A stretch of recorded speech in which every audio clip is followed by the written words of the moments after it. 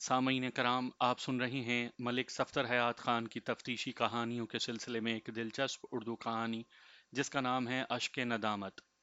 मुझे उम्मीद है आपको मेरी ये काविश पसंद आएगी। आपने अगर अभी तक मेरा चैनल माई वॉइस सब्सक्राइब नहीं किया तो अभी मेरे चैनल को सब्सक्राइब करके बेल नोटिफिकेशन ऑन कर लीजिए ताकि आने वाली हर नई कहानी की इत्तला बर वक्त आप तक पहुंच सके।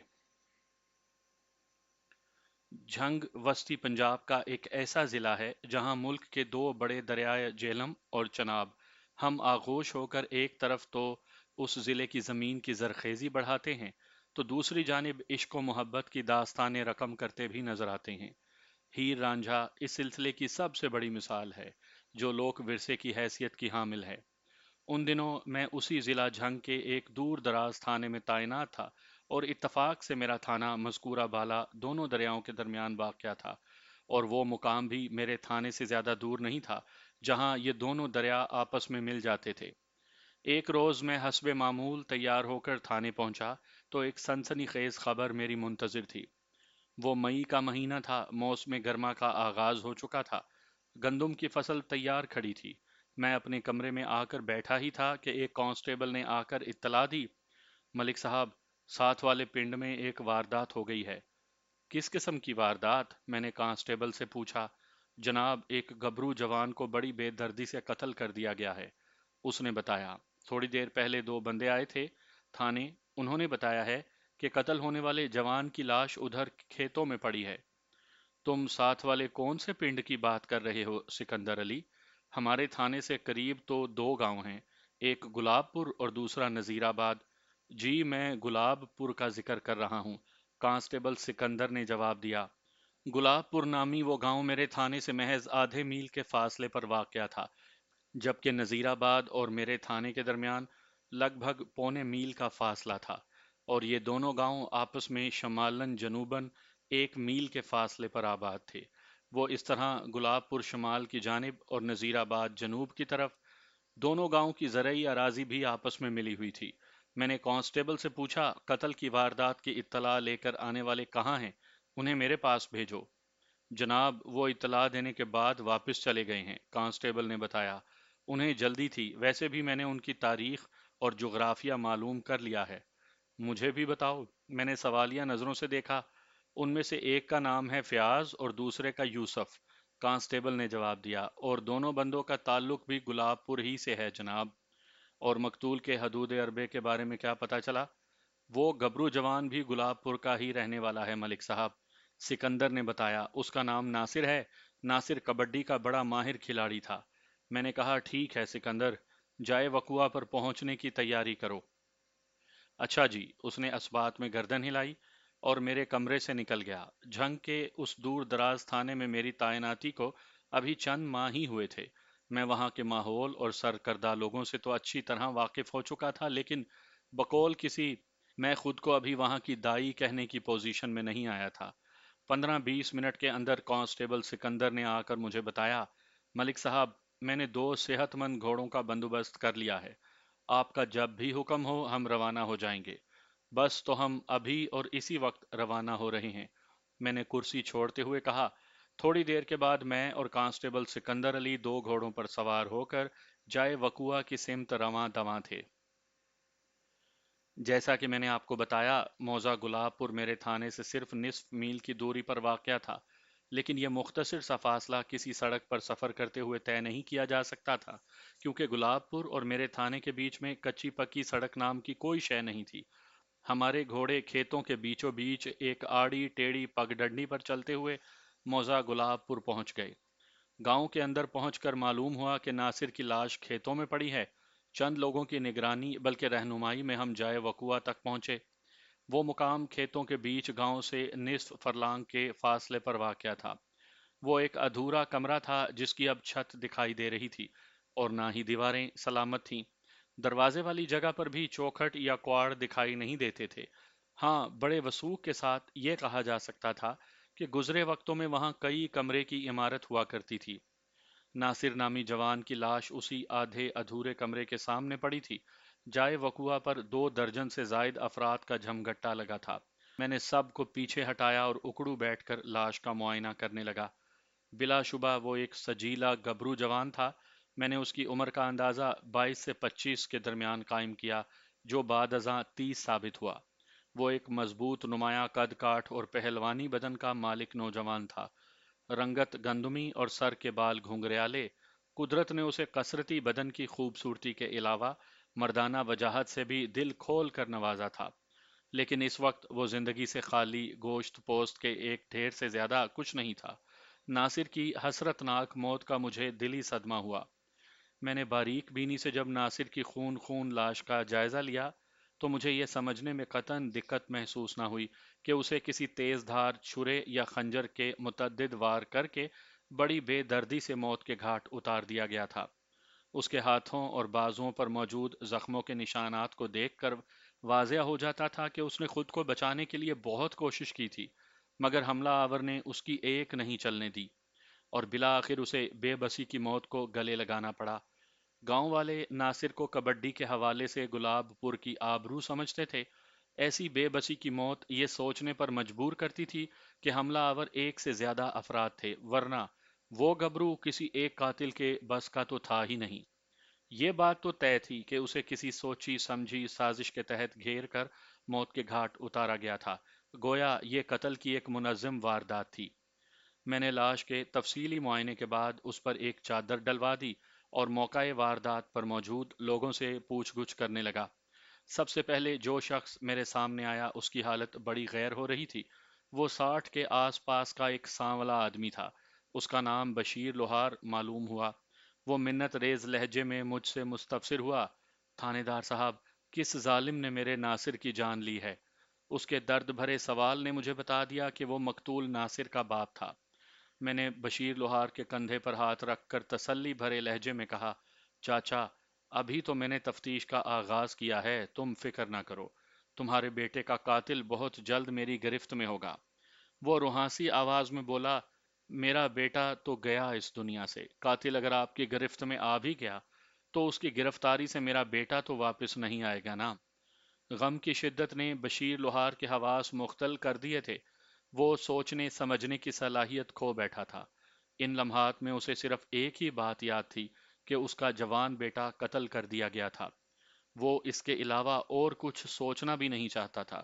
مجھے اس کی حالت پر بہت ترس آیا اور میں نے ہمدردی بھرے انداز میں کہا: چاچا، آپ ایک طرف آرام سے بیٹھ جاؤ، میں تم سے بعد میں تسلی سے بات کرتا ہوں۔ اچھا جی۔ وہ امید بھری نظر سے مجھے دیکھنے لگا۔ اس وقت تک سورج کافی اوپر اٹھ چکا تھا اور اچھا خاصا پریشانی کا باعث بھی بن رہا تھا۔ وہ مئی کا مہینہ تھا۔ مئی اور جون تو ویسے بھی گرمی کے لحاظ سے اپنی قیامت خیزی میں سب مہینوں پر سبقت رکھتے ہیں۔ کھیتوں کے اندر تا حد نگاہ تیز چمکیلی دھوپ پھیلی ہوئی تھی۔ میں نے بشیر لوہار کے کندھے پر ہاتھ رکھا اور اپنائیت بھرے انداز میں کہا: چاچا، آپ اپنے گھر چلے جاؤ تو بہت اچھا ہوگا۔ موسم بہت خوفناک ہو رہا ہے۔ میں یہاں سے فارغ ہونے کے بعد سیدھا تمہارے گھر آؤں گا، پھر بات کریں گے۔ گرم ٹھنڈے سب موسم دیکھتے ہوئے ساری زندگی گزری ہے تھانے دار پتر۔ وہ میری طرف دیکھتے ہوئے مجروح لہجے میں بولا: یہ دھوپ اور گرمی میرا کیا بگاڑے گی؟ میں ادھر درخت کے نیچے ہو جاتا ہوں۔ وہ بیچارہ دکھی لہجے میں بولا: میری سب سے قیمتی متاع، میرے دل کا ٹکڑا، زندگی کی بازی ہار گیا۔ اس سے بڑا صدمہ اور کیا ہوگا میرے لیے؟ میں نے مقتول کے باپ بشیر لوہار سے زیادہ بحث نہیں کی اور اسے ایک بندے کے ساتھ ایک سایہ دار درخت کی جانب بھیج دیا۔ میں فی الحال اس کے ساتھ اس سے زیادہ ہمدردی نہیں کر سکتا تھا۔ جائے وقوعہ کا میں نے نقشہ تیار کر لیا تھا۔ آلۂ قتل کا کوئی سراغ نہیں مل سکا تھا، جن کے لیے میرے تئیں آلات قتل کے الفاظ زیادہ موزوں تھے، کیونکہ مقتول کی لاش اور اس کے بدن پر دکھائی دینے والے متعدد خوفناک گھاؤ کو دیکھ کر اس بات میں کسی شک و شبہ کی گنجائش باقی نہیں تھی کہ ناصر پر حملہ آور ہونے والے افراد دو یا دو سے زیادہ تھے۔ تو ظاہر ہے کہ آلات قتل بھی دو یا دو سے زیادہ ہی ہوں گے۔ موقع پر موجود گواہوں کے بیانات کا سلسلہ تو بعد میں بھی جاری رکھا جا سکتا تھا۔ میری نظر میں سب سے اہم مسئلہ اس وقت مقتول ناصر کی لاش کو ہسپتال بھجوانے کا تھا۔ میں نے فی الفور ناصر کی لاش کو پوسٹ مارٹم کی غرض سے سرکاری ہسپتال بھجوا دیا۔ کانسٹیبل سکندر کو بھی میں نے لاش کے ساتھ ہی روانہ کر دیا تھا۔ جائے وقوعہ کی کارروائی میں اس نے میری بھرپور مدد کی تھی اور اب اس کی وہاں کوئی خاص ضرورت بھی نہیں تھی۔ میں نے اس ادھورے کمرے کے پاس کھڑے ہو کر چاروں جانب نگاہ دوڑائی۔ وہ مقام گاؤں گلاب پور سے محض آدھا فرلانگ کے فاصلے پر کھیتوں کے درمیان واقع تھا۔ لاش کی حالت کو دیکھ کر اندازہ ہوتا تھا کہ اسے رات کے وسطی حصے میں موت کے گھاٹ اتارا گیا تھا۔ اس بات کا پتہ چلانا بہت ضروری تھا کہ آدھی رات کے وقت وہ اپنے گھر سے نصف فرلانگ دور کھیتوں کے اندر کیا کر رہا تھا۔ یہ سوال بہت زیادہ اہمیت کا حامل تھا۔ میں نے وہاں موجود لوگوں سے گھما پھرا کر قتل کی اس لرزہ خیز واردات کے متعلق کافی سوالات کیے، لیکن کوئی بھی مجھے ایسا جواب نہ دے سکا جو میرے لیے تسلی کا باعث ہوتا اور جو تفتیش کو آگے بڑھانے میں مددگار ہوتا۔ میں نے ان دو افراد سے بھی پوچھ گچھ کی جو اس اندوناک واقعے کی اطلاع دینے تھانے پہنچے تھے۔ فیاض اور یوسف بھی اس قتل کے حوالے سے کچھ نہیں جانتے تھے۔ آخر میں نے اس آدمی سے سوال و جواب کیے جس نے آج صبح ناصر کی لاش کو اس ادھورے کمرے کے باہر پڑے دیکھا تھا۔ اس بندے کا نام الیاس اور عمر 50 سے تجاوز تھی۔ پیشے کے اعتبار سے الیاس کمہار تھا۔ وہ مختلف قسم کے چھوٹے بڑے برتن تیار کیا کرتا تھا اور ظاہر ہے ان برتنوں کی تیاری کے لیے چکنی مٹی کی ضرورت ہوتی تھی۔ الیاس، تم صبح ہی صبح کہاں جا رہے تھے؟ میں نے اس کے چہرے پر نگاہ جماتے ہوئے سوال کیا۔ سرکار، ملا کی دوڑ مسجد تک ہوتی ہے، وہ اپنے مخصوص انداز میں بولا۔ میں جدی پشتی کمہار ہوں جناب، میرے ہاتھ مٹی کے ساتھ کھیل کر اسے برتنوں کی شکل دیتے ہیں، بس سرکار۔ لمحاتی توقف کر کے اس نے ٹھنڈی سانس لی، پھر بتایا، میں بھی روزانہ مٹی کی تلاش میں صبح ہی صبح گھر سے نکل کھڑا ہوتا ہوں۔ آج بھی میں اسی کام سے جا رہا تھا۔ موتی بھی میرے ساتھ تھا۔ ناصر کی لاش کو دیکھ کر ہم دونوں کو جھٹکا لگا تھا۔ موتی؟ موتی کون؟ اس کے خاموش ہوتے ہی میں نے پوچھا۔ موتی میرے پالتو کتے کا نام ہے تھانے دار صاحب، وہ وضاحت کرتے ہوئے بولا۔ اسے آپ گاؤں کی گلیوں میں آوارہ پھرنے والا کوئی کتا نہ سمجھیں۔ موتی بہت ہی تمیزدار اور سمجھدار کتا ہے۔ مجھے یہ اندازہ لگانے میں قطعاً کوئی دقت محسوس نہیں ہوئی کہ الیاس ایک باتونی شخص تھا اور اپنی بات کو خواہ مخواہ طویل کرنا بھی اس کی عادت میں شامل تھا۔ تم اور تمہارا کتا موتی حسب معمول آج صبح کھیتوں کی طرف جا رہے تھے، میں نے اسے واپس موضوع کی طرف لاتے ہوئے کہا۔ تم نے ناصر کی لاش کو دیکھا تو پریشان ہو گئے، پھر کیا کیا؟ میں نے لاش کو دیکھ کر اونچی آواز میں چیخنا چلانا شروع کر دیا، وہ جواب دیتے ہوئے بولا۔ اس وقت کھیتوں میں اکا دکا لوگ اپنے کام کا آغاز کر چکے تھے۔ میری آواز پر وہ فوراً متوجہ ہو گئے اور میری جانب لپکے۔ دیکھتے ہی دیکھتے یہاں موجود ہر شخص کو پتہ چل گیا کہ بشیر لوہار کے لڑکے ناصر کو کسی نے بڑی بے دردی سے قتل کر دیا ہے۔ وہ اپنی طویل بات ختم کر کے خاموش ہوا تو میں نے گہری سنجیدگی سے پوچھا، کیا تم روزانہ صبح اپنے موتی کے ساتھ اسی راستے سے گزرتے ہو؟ میرا مطلب ہے اس ادھورے کمرے کے پاس سے۔ نہیں جناب، اس نے نفی میں گردن ہلائی۔ میرا راستہ تو ذرا ہٹ کر ہے، میں ادھر سے گزرتا ہوں۔ بات کے اختتام پر اس نے 100 گز دور ایک جانب اشارہ بھی کیا۔ میں نے پوچھا، آج اس کمرے کے قریب سے گزرنے کا کوئی خاص سبب؟ جی ہاں، خاص سبب تھا۔ میں نے سوالیہ انداز میں اس کی طرف دیکھا۔ کیا سبب تھا؟ میں تو جناب ہمیشہ کی طرح آج بھی اپنے راستے پر جا رہا تھا، وہ وضاحت کرتے ہوئے بولا۔ اچانک موتی نے پہلے ہلکے ہلکے غرانا اور پھر بھونکنا شروع کر دیا۔ موتی کی اس حرکت پر میں چونک اٹھا، کیونکہ میرا تجربہ یہ ہے کہ موتی جب بھی اس قسم کا رد عمل ظاہر کرتا ہے تو کوئی نہ کوئی مصیبت ضرور نازل ہوتی ہے، اور آج بھی بالکل ویسا ہی ہوا۔ میں نے موتی کی حرکت پر توجہ دی تو یہ اپنے راستے سے ہٹ کر اس کمرے کی جانب بڑھنے لگا۔ میں بھی اس کے پیچھے چل پڑا اور یہاں پہنچ گیا۔ اس کے بعد کی بات میں آپ کو پہلے ہی بتا چکا ہوں۔ الیاس کی وضاحت انتہائی قابل یقین اور سمجھ میں آنے والی بات تھی۔ جانور خصوصاً کتا بہت سے ایسے معاملات کا ادراک کر لیتا ہے جو انسان کے بس کی بات نہیں، خاص طور پر اس کے سونگنے کی حس ناقابل یقین حد تک تیز ہوتی ہے۔ تم نے یہاں پہنچ کر ناصر کی لاش کو دیکھا اور چلا کر لوگوں کو اپنی جانب متوجہ کیا، میں نے ٹھہرے ہوئے لہجے میں کہا۔ کیا اس وقت تم نے آس پاس کسی مشکوک بندے کو دیکھا تھا؟ کیسا مشکوک بندہ؟ الٹا اس نے مجھ سے سوال پوچھ ڈالا۔ کوئی بھی ایسا بندہ یا بندے جن پر ناصر کے قاتل ہونے کا شک کیا جا سکے؟ میں نے اپنی بات کی وضاحت کی۔ نہیں جناب، وہ نفی میں گردن جھٹکتے ہوئے بولا، ایسا کوئی بندہ مجھے تو نظر نہیں آیا۔ میں نے مزید دو چار سوالات کے بعد الیاس کمہار کو فارغ کر دیا اور مقتول ناصر کے باپ بشیر لوہار کے ساتھ گاؤں کی جانب چل پڑا۔ بشیر لوہار کا گھر گلاب پور کے وسط میں واقع تھا۔ وہ ایک مختصر سا خاندان تھا، میاں بیوی اور دو بچے، جن میں سے ایک اپنے خالق حقیقی سے جا ملا تھا۔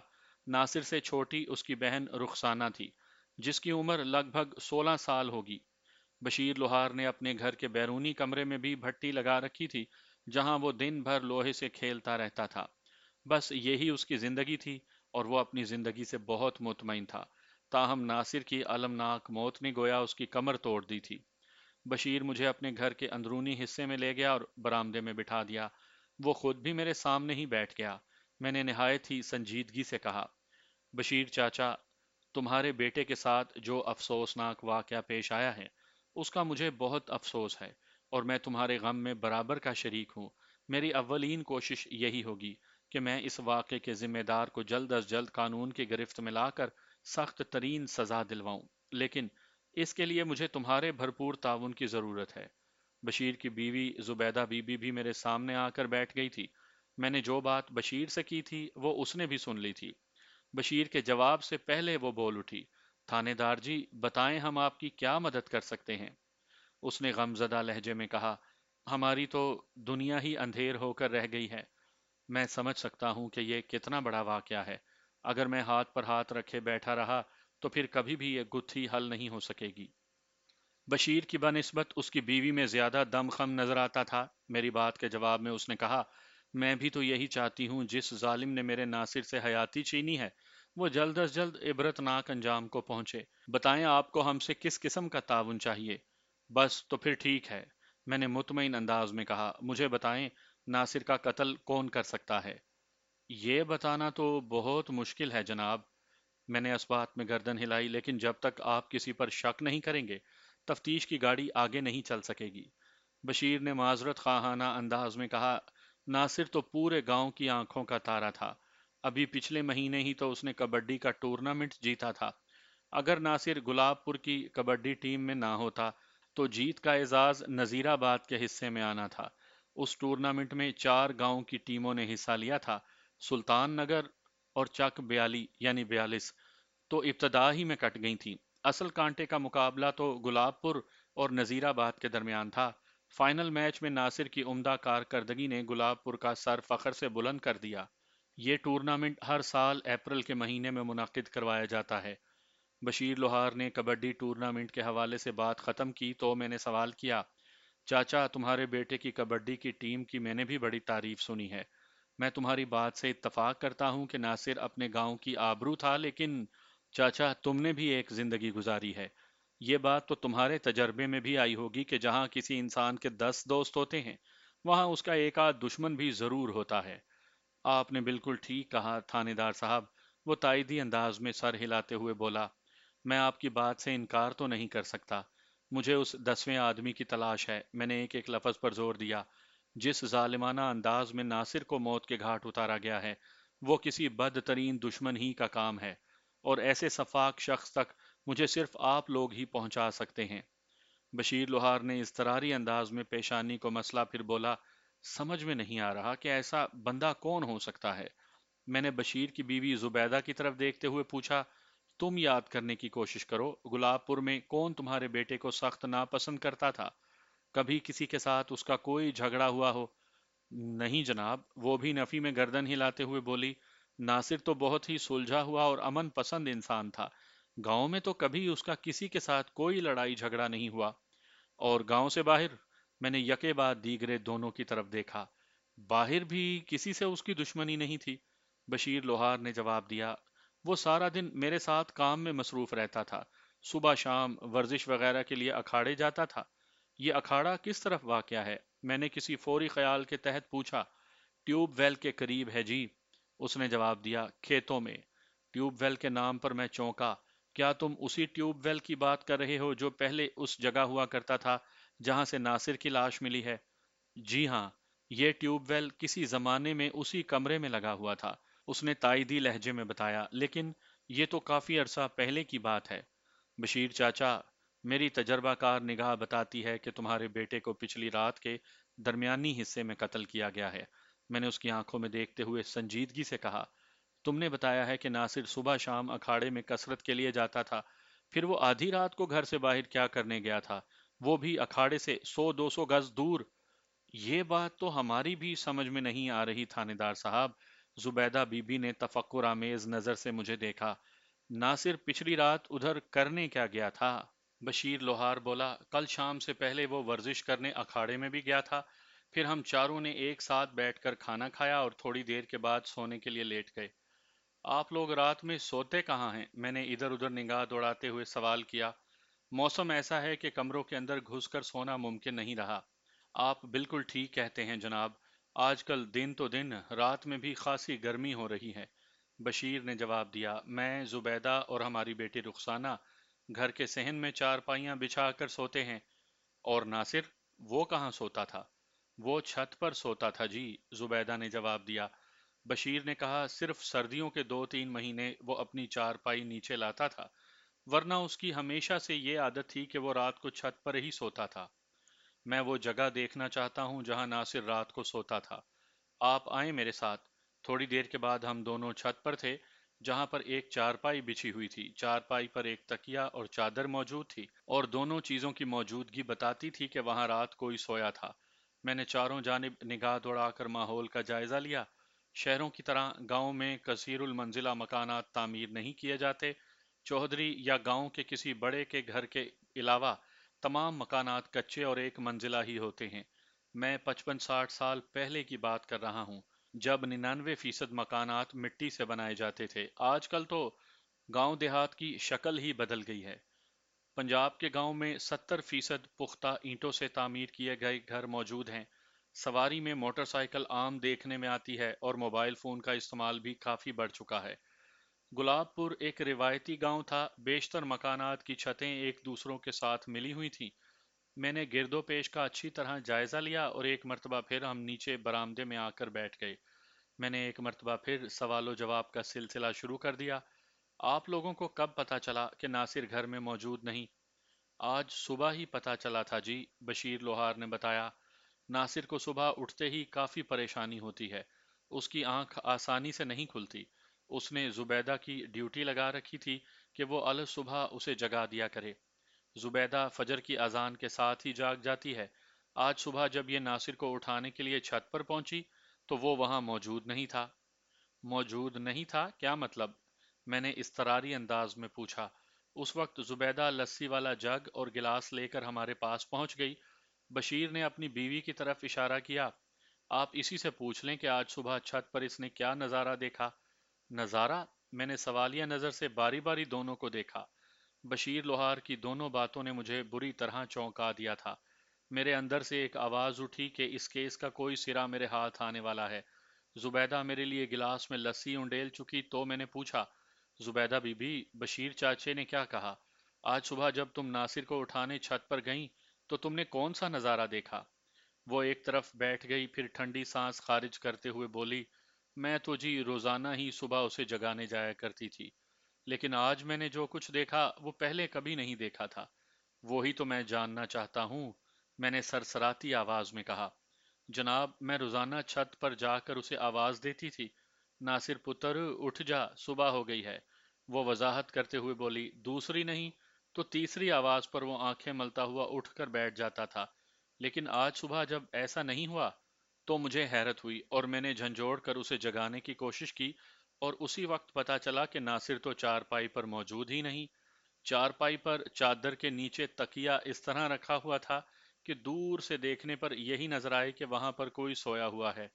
اوہ، میں نے متاسفانہ انداز میں کہا، اس کا مطلب ہے پچھلی رات ناصر اپنی مرضی سے گھر سے نکلا تھا، اور وہ نہیں چاہتا تھا کہ آپ لوگوں میں سے کسی کو اس کی غیر حاضری کا احساس ہو۔ جی یہی بات ہے، سمجھ میں آتی ہے، بشیر نے کمزور آواز میں کہا۔ اس کا مطلب ہے، میں نے سوچ میں ڈوبے لہجے میں کہا، وہ اس سے پہلے بھی یہ حرکت کرتا رہا ہوگا۔ جناب، اگر پہلے ناصر نے ایسا کیا ہوتا تو زبیدہ کی نظر میں آ جاتا، بشیر نے کہا۔ نہیں، میں نے بڑی شدت سے نفی میں گردن ہلائی۔ اس سے پہلے وہ اس لیے زبیدہ کی پکڑ میں نہیں آیا کہ صبح سے پہلے وہ واپس آیا جایا کرتا ہوگا۔ ان لمحوں میں میرا ذہن نہایت ہی تیز رفتاری سے کام کر رہا تھا۔ صرف ایک نکتے نے یہ کیس کھول کر میرے سامنے رکھ دیا تھا۔ مجھے اس معاملے میں عشق معشوقی کی بو آ رہی تھی۔ یہ آپ کیا کہہ رہے ہیں تھانے دار جی؟ زبیدہ نے الجھن زدہ نظر سے میری طرف دیکھا۔ میں بالکل سچ کہہ رہا ہوں۔ میں نے باری باری ان دونوں کی آنکھوں میں جھانکا۔ آپ لوگوں کا بیٹا رات کی تاریکی میں کسی سے ملنے گھر سے باہر جایا کرتا تھا۔ زیادہ امکان اس بات کا ہے کہ وہ کوئی لڑکی ہو۔ بتائیں، ناصر کا گاؤں میں کسی لڑکی کے ساتھ چکر تھا؟ چکر؟ دونوں نے بے چینی سے ایک دوسرے کی طرف دیکھا۔ پھر بشیر نے مجھ سے کہا، تھانے دار جی، ناصر اس قسم کا لڑکا نہیں تھا۔ وہ تو گلاب پور کی لڑکیوں اور عورتوں کو اپنی مائیں بہنیں سمجھتا تھا۔ وہ کبھی کسی کی طرف آنکھ اٹھا کر نہیں دیکھتا تھا۔ میں مان ہی نہیں سکتا کہ اس کا کسی لڑکی سے کوئی محبت کا معاملہ نہ چل رہا ہو۔ وہ پچھلی رات اسی لڑکی سے ملاقات کرنے کھیتوں میں پہنچا تھا۔ اگر آپ لوگ مجھے اس لڑکی کے بارے میں صاف صاف بتا دو تو میں بڑی آسانی سے ناصر کے قاتلوں تک پہنچ جاؤں گا۔ وہی لڑکی صحیح معنوں میں بتا سکتی ہے کہ پچھلی رات ادھر کھیتوں میں کیا واقعہ پیش آیا تھا۔ جناب، آپ ہم سے بڑی قسم لے لیں، ہمیں ناصر کے کسی بھی ایسے معاملے کی خبر نہیں، بشیر نے منت آمیز لہجے میں کہا، اور نہ ہی ہم ایسی کسی لڑکی کو جانتے ہیں۔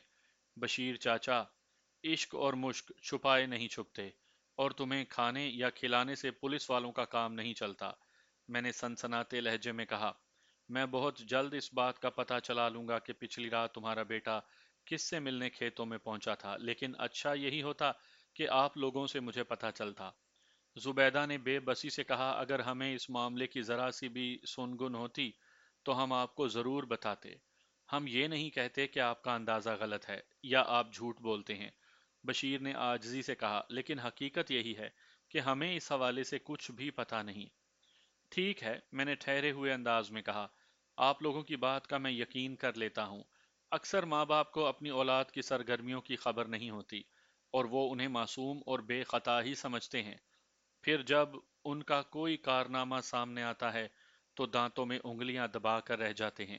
ناصر کے معاملے میں بھی بہت جلد ایسا ہوگا۔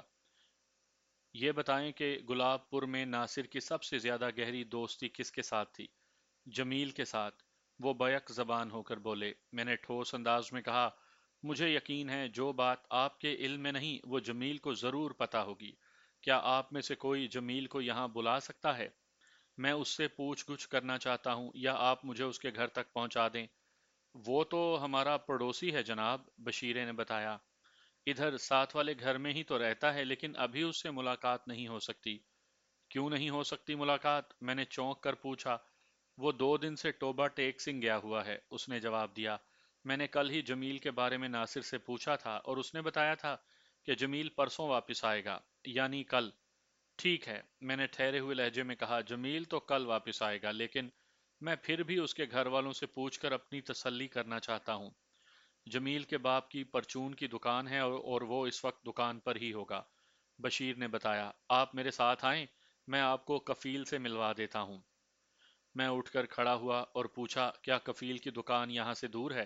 نہیں جی، اس نے گھر کے اندر ہی بیٹھک میں دکان کھولی ہوئی ہے، اس نے جواب دیا۔ ایک دروازے سے نکلیں گے تو ساتھ ہی آپ کو کفیل کی دکان نظر آ جائے گی۔ ہم دونوں اس کے گھر سے باہر نکل آئے۔ بشیر لوہار نے بالکل ٹھیک کہا تھا، جیسے ہی میں نے اس کے دروازے سے قدم باہر نکالا، کفیل کی پرچون والی دکان میری آنکھوں کے سامنے تھی۔ آتے وقت میں نے اس دکان کی طرف دھیان نہیں دیا تھا۔ کفیل کی عمر 40 سے چڑھتی ہوئی تھی۔ وہ ایک دبلا اور دراز قامت شخص تھا۔ اس نے ہلکی ہلکی مونچھیں رکھی ہوئی تھی اور سر پر سفید ٹوپی بھی تھی۔ میں نے لگ بھگ 15 منٹ تک اس کے ساتھ گفتگو کی۔ وہ مجھے دیکھ کر اپنے کام کو سمیٹ بیٹھا تھا اور پوری توجہ مجھ پر مبذول کر لی تھی۔ اسے ناصر کی موت کا دلی صدمہ تھا، اس لیے نہیں کہ مقتول ناصر اس کے بیٹے کا گہرا دوست تھا، بلکہ اس لیے کہ وہ ناصر اور اس کی کبڈی کو بے حد پسند کرتا تھا۔ وہ خود بھی جوانی میں یہ کھیل کھیل چکا تھا۔ اس نے پوری کوشش کی تھی کہ اس کا بیٹا جمیل بھی پہلوانی اور شہ زوری کے کاموں میں حصہ لے، لیکن جمیل نے اسے سخت مایوس کیا تھا۔ جمیل کو کبھی اس قسم کا کوئی شوق رہا ہی نہیں تھا۔ کفیل سے ہونے والی گفتگو اس لحاظ سے بے نتیجہ رہی کہ وہ ناصر کے قتل کے حوالے سے مجھے کوئی معلومات فراہم کر سکتا۔ وہ بھی مقتول کے کسی جانی دشمن کے بارے میں کچھ نہیں جانتا تھا۔ البتہ اس امر کی اس نے تصدیق کر دی تھی کہ جمیل کل ٹوبہ ٹیک سنگھ سے واپس آ جائے گا۔ کفیل، میں نے اس کی آنکھوں میں دیکھتے ہوئے گہری سنجیدگی سے کہا، جمیل جیسے ہی گلاب پور پہنچے تم اسے میرے پاس تھانے بھیج دینا، مجھے امید ہے وہ اس قتل پر کچھ روشنی ڈال سکے گا۔ جی آپ فکر نہ کریں، وہ فرما برداری سے گردن ہلاتے ہوئے بولا، میں خود اسے لے کر آپ کے پاس آؤں گا۔ میں کفیل کی دکان سے باہر نکل آیا۔ میں نے واپسی کا ارادہ ظاہر کیا تو بشیر لوہار نے مجھ سے پوچھا، تھانے دار صاحب ناصر کی لاش کب تک مل جائے گی؟ میں اس دکھی باپ کی دلی کیفیات کو بخوبی محسوس کر سکتا تھا۔ میں نے ہمدردانہ انداز میں کہا، بشیر چچا، مجھے امید ہے کہ کل شام تک ناصر کی لاش ہسپتال سے واپس آ جائے گی، لیکن تم اپنے ذہن میں پرسوں کا دن رکھو تو تمہیں انتظامات کے سلسلے میں پریشانی نہیں ہوگی۔ تم میری بات سمجھ رہے ہو نا؟ جی، اس نے اسبات میں گردن ہلا دی۔ میں نے اسے ضروری ہدایات دیں، اس کے دکھ درد میں اپنی مکمل شرکت اور شمولیت کا یقین دلا دیا اور دوبارہ آنے کو کہہ کر واپس آ گیا۔ میرا ذہن اور دل کسی بھی قیمت پر یہ تسلیم کرنے کے لیے تیار نہیں تھے کہ مقتول ناصر کا کسی لڑکی کے ساتھ کوئی چکر نہ ہو۔ اس نے اپنی چارپائی پر چادر اور تکیے کی مدد سے جو کہانی بننے کی کوشش کی تھی، وہ 100% اسی جانب اشارہ کرتی تھی کہ وہ اپنے گھر والوں کے علم میں لائے بغیر کہیں گیا تھا اور چاہتا تھا کہ گھر والوں کو اس کی اس حرکت کا پتہ بھی نہ چلے، اور اس بات کا بھی قوی امکان تھا کہ وہ ایسی حرکت پہلے بھی کئی بار کر چکا ہوگا۔ میرا ذہن برق رفتاری سے کام کر رہا تھا۔ میں نے بڑی توجہ اور تفصیل کے ساتھ جائے وقوع کا نقشہ تیار کیا تھا۔ وہ ایک ایسا مقام تھا جو چوری چھپے کی ملاقاتوں کے لیے بڑا موزوں ثابت ہو سکتا تھا۔ وہ ادھورا کمرہ اگرچہ چھت اور دروازے سے بے نیاز تھا، تاہم اس کی بچی کچی دیواریں دو پریمیوں کی خفیہ ملاقات کے لیے بہترین آڑ فراہم کر سکتی تھیں۔ چونکہ وہ ایک متروک کمرہ تھا، لہٰذا اس حوالے سے اس طرف کسی کا دھیان بھی نہیں جا سکتا تھا۔ میں تو کہتا ہوں، اگر دن میں بھی کوئی جوڑا اس پناہ گاہ سے فیض یاب ہونے کا ارادہ کرتا تو اسے مایوسی نہ ہوتی، کجا یہ کہ آدھی رات کی تاریکی میں۔ گھوم پھر کر میری سوچ کی سوئی لڑکی کے کردار پر آ کر اٹک جاتی تھی۔ ایک ایسی لڑکی جو مقتول سے محبت کرتی تھی، ایک ایسی لڑکی جسے مقتول بے پناہ چاہتا تھا، اور وہ دونوں راتوں کی تاریکی میں چھپ چھپ کر ملتے تھے۔ میری سوچ کی اس سنسنی خیزی کا دعویٰ تھا کہ وہ لڑکی بھی موزہ گلاب پور ہی سے تعلق رکھتی تھی۔ میرے اس انداز میں سوچنے کا ایک خاص سبب تھا۔ جائے وقوع وہ ادھورا کمرہ گلاب پور گاؤں سے صرف نصف فرلانگ کے فاصلے پر کھیتوں کے بیچوں بیچ واقع تھا۔ کوئی بھی لڑکی گلاب پور سے 100 سوا 100 گز کا فاصلہ طے کر کے اس ادھورے کمرے تک بآسانی پہنچ سکتی تھی۔ بصورت دیگر جائے وقوع کے درمیان لگ بھگ 7.5 فرلانگ یعنی 1650 گز کا زمینی فاصلہ حائل تھا۔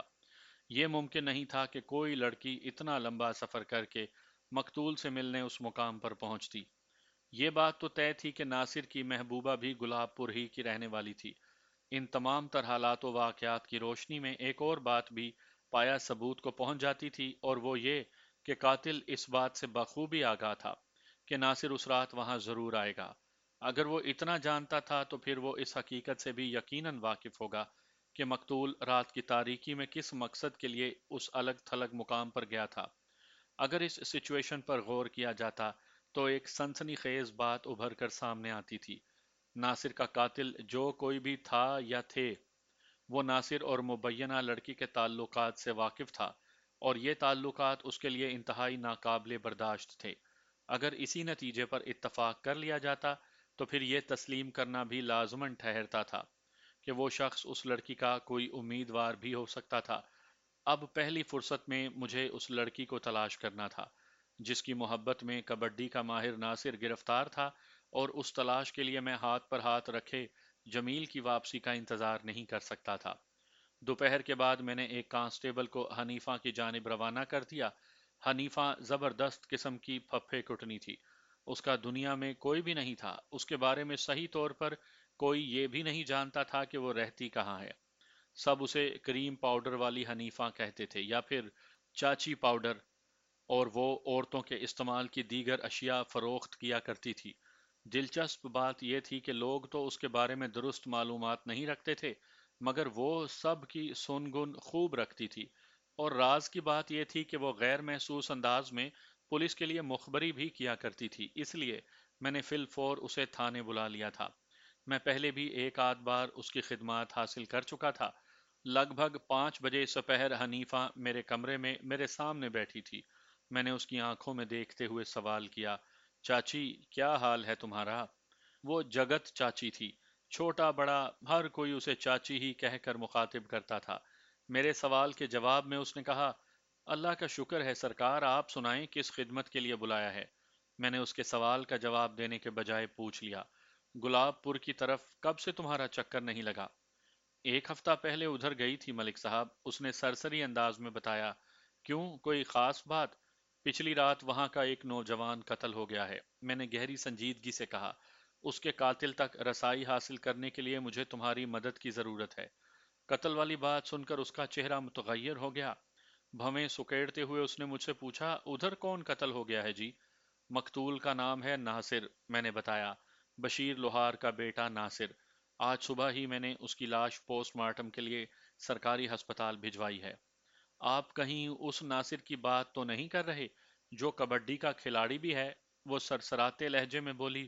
ہاں ہاں بالکل وہی۔ کیا تم اسے جانتی ہو؟ اسے کون نہیں جانتا ملک صاحب، وہ عجیب سے لہجے میں بولی۔ وہ تو گلاب پور والوں کا ہیرو تھا جناب، گاؤں کا بچہ بچہ اس سے محبت کرتا تھا۔ مجھے تو اس کی موت کا سن کر بہت دکھ ہوا ہے۔ کس بدذات نے اس گبرو نوجوان کو قتل کیا؟ اس نے ایک ہی سانس میں متعدد سوالات کر ڈالے۔ میرے لیے یہ بات واقعی حیران کن تھی کہ ناصر کو بشیر لوہار کے بیٹے کی بنسبت کبڈی کے ایک کھلاڑی کی حیثیت سے لوگ زیادہ جانتے تھے۔ کم از کم حنیفہ کے بے ساختہ تبصرے سے تو میں نے یہی محسوس کیا تھا۔ حنیفہ، میں نے ٹھہرے ہوئے لہجے میں مخاطب کیا، اگر مجھے پتا ہوتا کہ ناصر کو کس نے قتل کیا ہے تو میں فوراً اس بندے کو جا کر ہتھ کڑی نہ لگا لیتا، پھر تمہیں تھانے بلانے کی کیا ضرورت تھی؟ وہ معنی خیز انداز میں گردن ہلاتے ہوئے بولی، حکم کریں ملک صاحب، میں اس سلسلے میں آپ کی کیسے مدد کر سکتی ہوں؟ مجھے آپ کے کام آ کر خوشی ہوگی، میری دلی خواہش ہے کہ ناصر کا قاتل جلد از جلد آہنی سلاخوں کے پیچھے نظر آئے۔ شاباش، تم نے میری خواہش کی بھی ترجمانی کی ہے۔ مجھے یقین ہے تم قاتل کی گرفتاری کے سلسلے میں بہت اہم کردار ادا کر سکتی ہو۔ آپ حکم تو کریں، مجھے کرنا کیا ہے؟ ابھی تھوڑی دیر پہلے تم نے بڑے جذباتی انداز میں بتایا کہ گلاب پور کا بچہ بچہ ناصر سے محبت کرتا تھا۔ وہ کہنے لگی، جی یہ ایک حقیقت ہے، لیکن میں سمجھ نہیں سکی آپ کہنا کیا چاہتے ہیں۔ میں سمجھاتا ہوں، میں نے بدستور اس کی آنکھوں میں جھانکتے ہوئے کہا۔ یہ ٹھیک ہے کہ گلاب پور کا بچہ بچہ مقتول ناصر سے محبت کرتا تھا، لیکن میں یہ جاننا چاہتا ہوں کہ وہ جوان گلاب پور کی کس حسینہ سے محبت کرتا تھا، گاؤں کی کس لڑکی کے ساتھ اس کا معاشقہ تھا؟ اوہ، تو قتل کی اس واردات کا تعلق ناصر کی محبت کی کسی کہانی کے ساتھ ہے؟ 101% حنیفہ، وہ گمبھیر انداز میں مستفسر ہوئی۔ آپ کا مطلب ہے اسی لڑکی نے ناصر کا خون کیا ہے؟ نہیں، میرا یہ مطلب نہیں، لیکن مجھے یہ یقین ضرور ہے کہ اگر وہ لڑکی میرے سامنے آ جائے تو میں بآسانی ناصر کے قاتل یا قاتلوں تک رسائی حاصل کر لوں گا۔ تمہاری سنجیدگی اور دلچسپی کو دیکھ کر میں پورے وثوق سے کہہ سکتا ہوں کہ تم ناصر کے کسی ایسے معاشقے کے بارے میں جانتی ہو۔ اچھی طرح تو نہیں، مگر مجھے اڑتی اڑتی خبر ضرور ہے۔ آپ مجھے ایک دن کی مہلت دیں تو میں دودھ کا دودھ اور پانی کا پانی الگ کر کے آپ کے سامنے رکھ دوں گی۔ ٹھیک ہے، میں تمہیں ایک دن کا وقت دیتا ہوں۔ میں نے اس کی فرمائش پوری کر دی۔ تمہارے پاس کل شام تک کی مہلت ہے، لیکن تھانے سے نکلنے سے پہلے تمہیں ایک کام کرنا ہوگا۔ کون سا کام؟ اس نے پوچھا۔ دودھ کا دودھ اور پانی کا پانی تو کل شام تک الگ الگ ہو سکے گا۔ اس وقت تک تو ہم دونوں باہم ملے ہوئے ہیں، یعنی مثل لسی ہیں، ہے نا؟ جی، اس نے پلکیں جھپکائیں۔ آپ نے بالکل ٹھیک کہا۔ بس تو پھر یہاں سے روانہ ہونے سے پہلے مجھے اس لسی کی ایک جھلک دکھا دو۔ میں نے ایک ایک لفظ پر زور دیا۔ تم نے تھوڑی دیر پہلے اس بات کا اقرار کیا ہے کہ تمہیں ناصر کے عشقیہ معاملات کی اڑتی اڑتی خبر ہے۔ جی، وہ اڑتی اڑتی خبر ہے۔ ریشما؟ ریشما؟ میں نے معنی خیز انداز میں کہا، یہ ریشما کون ہے؟ ریشما کا اصل نام ریشم ہے جی، وہ وضاحت کرتے ہوئے بولی۔ یہ شکور ترخان کی بیٹی ہے جو گلاب پور میں ہی رہتا ہے، لیکن ملک صاحب یہ ابھی کچی پکی اطلاع ہے، آپ نے مجھے تصدیق کرنے کے لیے ایک دن دیا ہے، میں کل آپ سے کوئی ٹھوس بات کروں گی۔ ٹھیک ہے حنیفہ، میں نے سوچ میں ڈوبے ہوئے لہجے میں کہا، ذرا ہاتھ پاؤں بچا کر کام کرنا، کسی کو احساس نہیں ہونا چاہیے کہ تم کس مشن پر ہو۔ چنگی طرح سمجھ گئی ملک صاحب، وہ میری آنکھوں میں دیکھتے ہوئے بولی۔ آپ بالکل بے فکر ہو جائیں۔ اور میں حنیفہ کی طرف سے بے فکر ہو گیا۔ اس سے میں پہلے ہی کئی مرتبہ مخبری کے کام لے چکا تھا اور اس نے کبھی مجھے مایوس نہیں کیا تھا۔ اگلے روز گرمی کا زور بڑھ گیا تھا۔ گزشتہ روز کی بنسبت آج دھوپ میں کہیں زیادہ تپش پائی جاتی تھی۔ سورج نکلنے سے پہلے ہوا بند ہو گئی تھی۔ لگتا تھا کہ آج کا دن بہت قیامت خیز گزرے گا۔ اس سال گرمیاں کچھ زیادہ ہی شدت اختیار کر گئی تھیں۔ میں نے دن کے کھانے سے فارغ ہونے کے بعد ظہر کی نماز ادا کی ہی تھی کہ مجھے اطلاع دی گئی کہ گلاب پور سے دو افراد مجھ سے ملنے آئے ہیں۔ میں نے انہیں فوراً اپنے کمرے میں بلا لیا۔ ان میں ایک کفیل کریانہ فروش اور دوسرا اس کا بیٹا جمیل تھا۔ رسمی الیک سلیک کے بعد دراز قامت کفیل نے کہا، تھانے دار صاحب، میں نے اپنا وعدہ پورا کیا۔ جمیل نے گھر میں قدم رکھا ہی تھا کہ میں اسے لے کر آپ کے پاس آ گیا ہوں۔ شاباش، میں نے سراہنے والے انداز میں کہا۔ کفیل، اگر تمہاری طرح ہر شخص فرض شناس اور ذمہ داری کا مظاہرہ کرے تو ہمارا ملک جنت سے بھی زیادہ خوبصورت بن سکتا ہے۔ بس جی، میں تو اپنا فرض پورا کرنے کی کوشش کرتا ہوں، وہ سادگی سے بولا، آگے اللہ کی مرضی۔ کفیل، تمہیں تھوڑی دیر کے لیے باہر برآمدے میں بیٹھنا ہوگا۔ میں جمیل سے تنہائی میں چند باتیں کرنا چاہتا ہوں۔ جی ضرور، وہ اٹھ کر کھڑا ہو گیا۔ پھر میری طرف دیکھتے ہوئے بولا، تھانے دار صاحب، آپ جمیل سے دل کھول کر باتیں کریں اور مجھے اجازت دیں۔ ٹھیک ہے، تم اگر چاہو تو جا سکتے ہو۔ وہ بیٹے کی طرف دیکھتے ہوئے بولا، جمیل، تم یہاں سے فارغ ہونے کے بعد سیدھے گھر آنا۔ ٹھیک ہے ابا جی، وہ فرما برداری سے بولا، آپ بے فکر ہو کر جائیں۔ کفیل تھانے سے رخصت ہوا تو میں جمیل کی جانب متوجہ ہو گیا۔ وہ ایک گورا چٹا اور پستہ قامت جوان تھا، عمر 25 کے ارد گرد نظر آتی تھی۔ اس وقت وہ خاصا غمزدہ دکھائی دیتا تھا۔ میں نے براہ راست گفتگو کا آغاز کیا۔ جمیل، تمہیں ناصر کو پیش آنے والے واقعے کا تو پتہ ہی چل گیا ہوگا۔ جی تھانے دار صاحب، اس نے اثبات میں گردن ہلائی۔ مجھے اس کی موت کا جتنا دکھ ہے میں بیان نہیں کر سکتا۔ تم بیان نہ بھی کرو تو میں تمہارے غم کو محسوس کر سکتا ہوں، میں نے ہمدردی میں کہا۔ پھر پوچھا، تمہارے خیال میں ناصر کی موت کا ذمہ دار کون ہو سکتا ہے؟ جناب، فوری طور پر تو کچھ کہنا ممکن نہیں۔ آپ کی تفتیش کیا کہتی ہے؟ میری تفتیش؟ میں نے اس کی آنکھوں میں دیکھا۔ میری تفتیش تو تمہاری جانب اشارہ کرتی ہے۔ یہ بات کہتے ہوئے میرے ذہن میں جمیل کے لیے کوئی بھی منفی یا شک زدہ خیال نہیں تھا، لیکن وہ بدک کر مجھے تکنے لگا اور اضطراری لہجے میں بولا، جناب یہ آپ کیا کہہ رہے ہیں؟ میں بھلا اپنے دوست کی جان کیسے لے سکتا ہوں؟ مجھے یقین ہے کہ تم ناصر کی موت کے ذمہ دار نہیں ہو، کیونکہ تم تو پچھلے 3 دن سے گلاب پور میں تھے ہی نہیں۔ پھر؟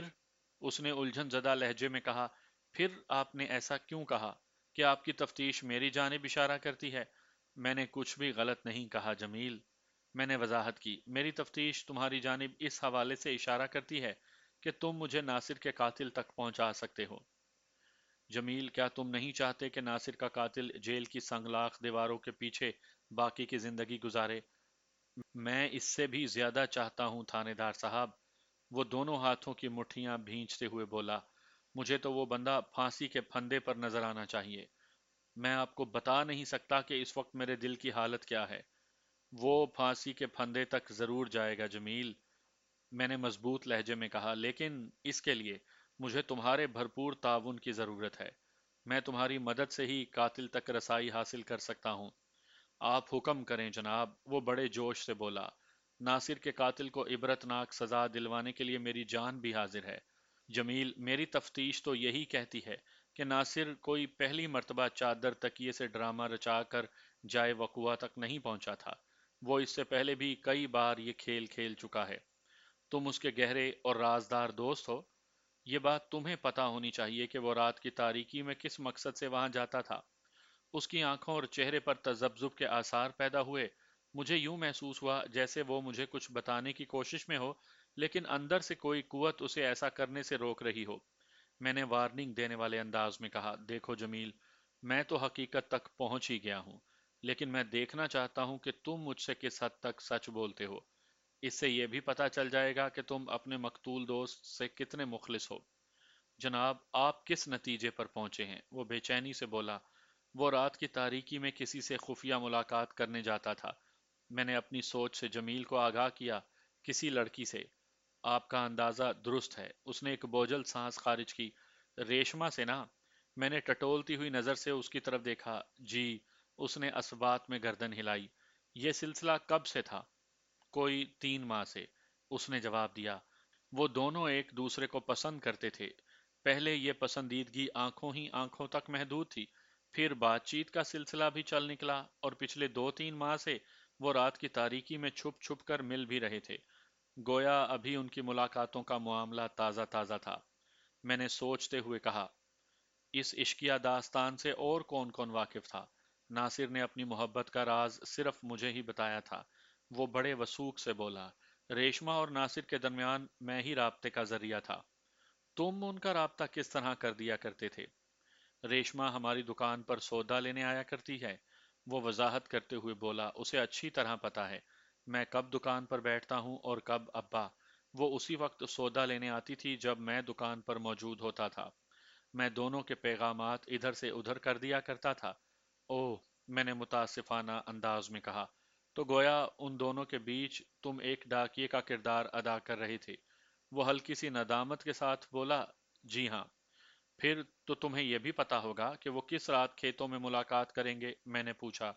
جی ہاں، مجھے پوری خبر ہوتی تھی، وہ انکشافات کے سلسلے کو آگے بڑھاتے ہوئے بولا۔ بلکہ میں ہی ریشما کو بتایا کرتا تھا کہ کس رات اسے کھیتوں میں پہنچنا ہے۔ اگر وہ اپنی آمد کا یقین دلاتی تھی تو پھر میں ناصر کو بتا دیا کرتا تھا۔ ناصر ملاقات کے وقت سے تھوڑی دیر پہلے وہاں پہنچ جایا کرتا تھا۔ کیا ان کی محبت بھری اس ملاقات کے موقع پر تم بھی آس پاس ہوتے تھے؟ میں نے قریت کا عمل جاری رکھتے ہوئے پوچھا۔ نہیں جناب، وہ نفی میں گردن ہلاتے ہوئے بولا، میں کبھی اس طرف نہیں گیا۔ البتہ دوسرے دن ناصر خود ہی مجھے بتا دیا کرتا تھا کہ ان دونوں کے بیچ کس طرح کی محبت بھری باتیں ہوئیں۔ اچھا، تو تمہیں پوری خبر تھی کہ ان کی محبت کتنی بلندی پر پرواز کر رہی تھی؟ میں نے اس کی آنکھوں میں جھانکتے ہوئے سوال کیا۔ جی تھانے دار صاحب۔ وہ دونوں بہت تیزی سے قریب آ رہے تھے۔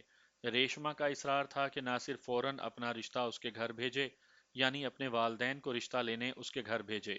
جمیل خاصے دلچسپ اور اہم انکشافات کر رہا تھا۔ مجھے امید تھی کہ اس کی فراہم کردہ معلومات بڑی نتیجہ خیز ثابت ہوں گی۔ میں نے سوالات کو مزید آگے بڑھایا۔ کیا ناصر کو بھی شادی کی اتنی ہی جلدی تھی، یا وہ محض تفریح کی غرض سے ٹائم پاس کر رہا تھا؟ وہ بھی ریشما کو اپنانے کے لیے انتہائی سنجیدہ تھا، مگر اس کی سنجیدگی میں ریشما والی جلد بازی اور بے قراری نہیں تھی۔ اس نے بتایا، میں سمجھتا ہوں ریشما کی بے چینی اور اضطراب کا ایک خاص سبب تھا، جس کے پیش نظر وہ جلدی کا تقاضا کر رہی تھی۔ اور وہ سبب کیا تھا برخوردار؟ میں نے چونک کر اس سے پوچھا۔ تھانے دار صاحب، وہ بتانے لگا، دراصل بات یہ ہے کہ ریشما کی ماں سردار بی بی اس کا رشتہ اپنی بڑی بہن کے لڑکے سے کرنے کی خواہش مند تھی۔ آج کل ان کے گھر میں یہی باتیں ہو رہی تھیں، لیکن ریشما کا باپ شکور ترخان اس رشتے کے لیے بالکل تیار نہیں تھا۔ وہ ریشما کے ددیال میں اس کی شادی کرنا چاہتا ہے۔ ریشما کو یہ بات بھی پتا ہے کہ بالآخر جیت اس کی ماں ہی کی ہوگی۔ گھر میں شکور ترخان سے زیادہ اس کی بیوی کی چلتی ہے۔ اس صورتحال نے ریشما کو بے حد پریشان کر رکھا تھا۔ وہ نہ تو اپنی خالہ کے بیٹے سے شادی کرنا چاہتی تھی اور نہ ہی شکور کے خاندان میں۔ اسی لیے وہ ناصر پر زور ڈال رہی تھی کہ وہ جلد از جلد اپنے ماں باپ کو اس کے گھر بھیج دے۔ ٹھیک ہے، ریشما کی پریشانی تو سمجھ میں آ رہی ہے، میں نے اس کے خاموش ہونے پر کہا، لیکن ابھی چند باتیں جواب طلب ہیں۔ جمیل، میں نے اس کے چہرے پر نگاہ جما کر نہایت سنجیدگی سے کہا، ابھی تھوڑی دیر پہلے تم نے مجھے بتایا ہے کہ ریشما اور ناصر کی محبت والا معاملہ تمہارے سوا اور کسی کے علم میں نہیں تھا۔ تم ہی ان دونوں کے مشترکہ رازدار تھے۔ جی ہاں جناب، حقیقت یہی تھی، وہ بڑے وثوق سے بولا۔ اور تم ہی ان دونوں کے بیچ ملاقات کی سیٹنگ بھی کیا کرتے تھے؟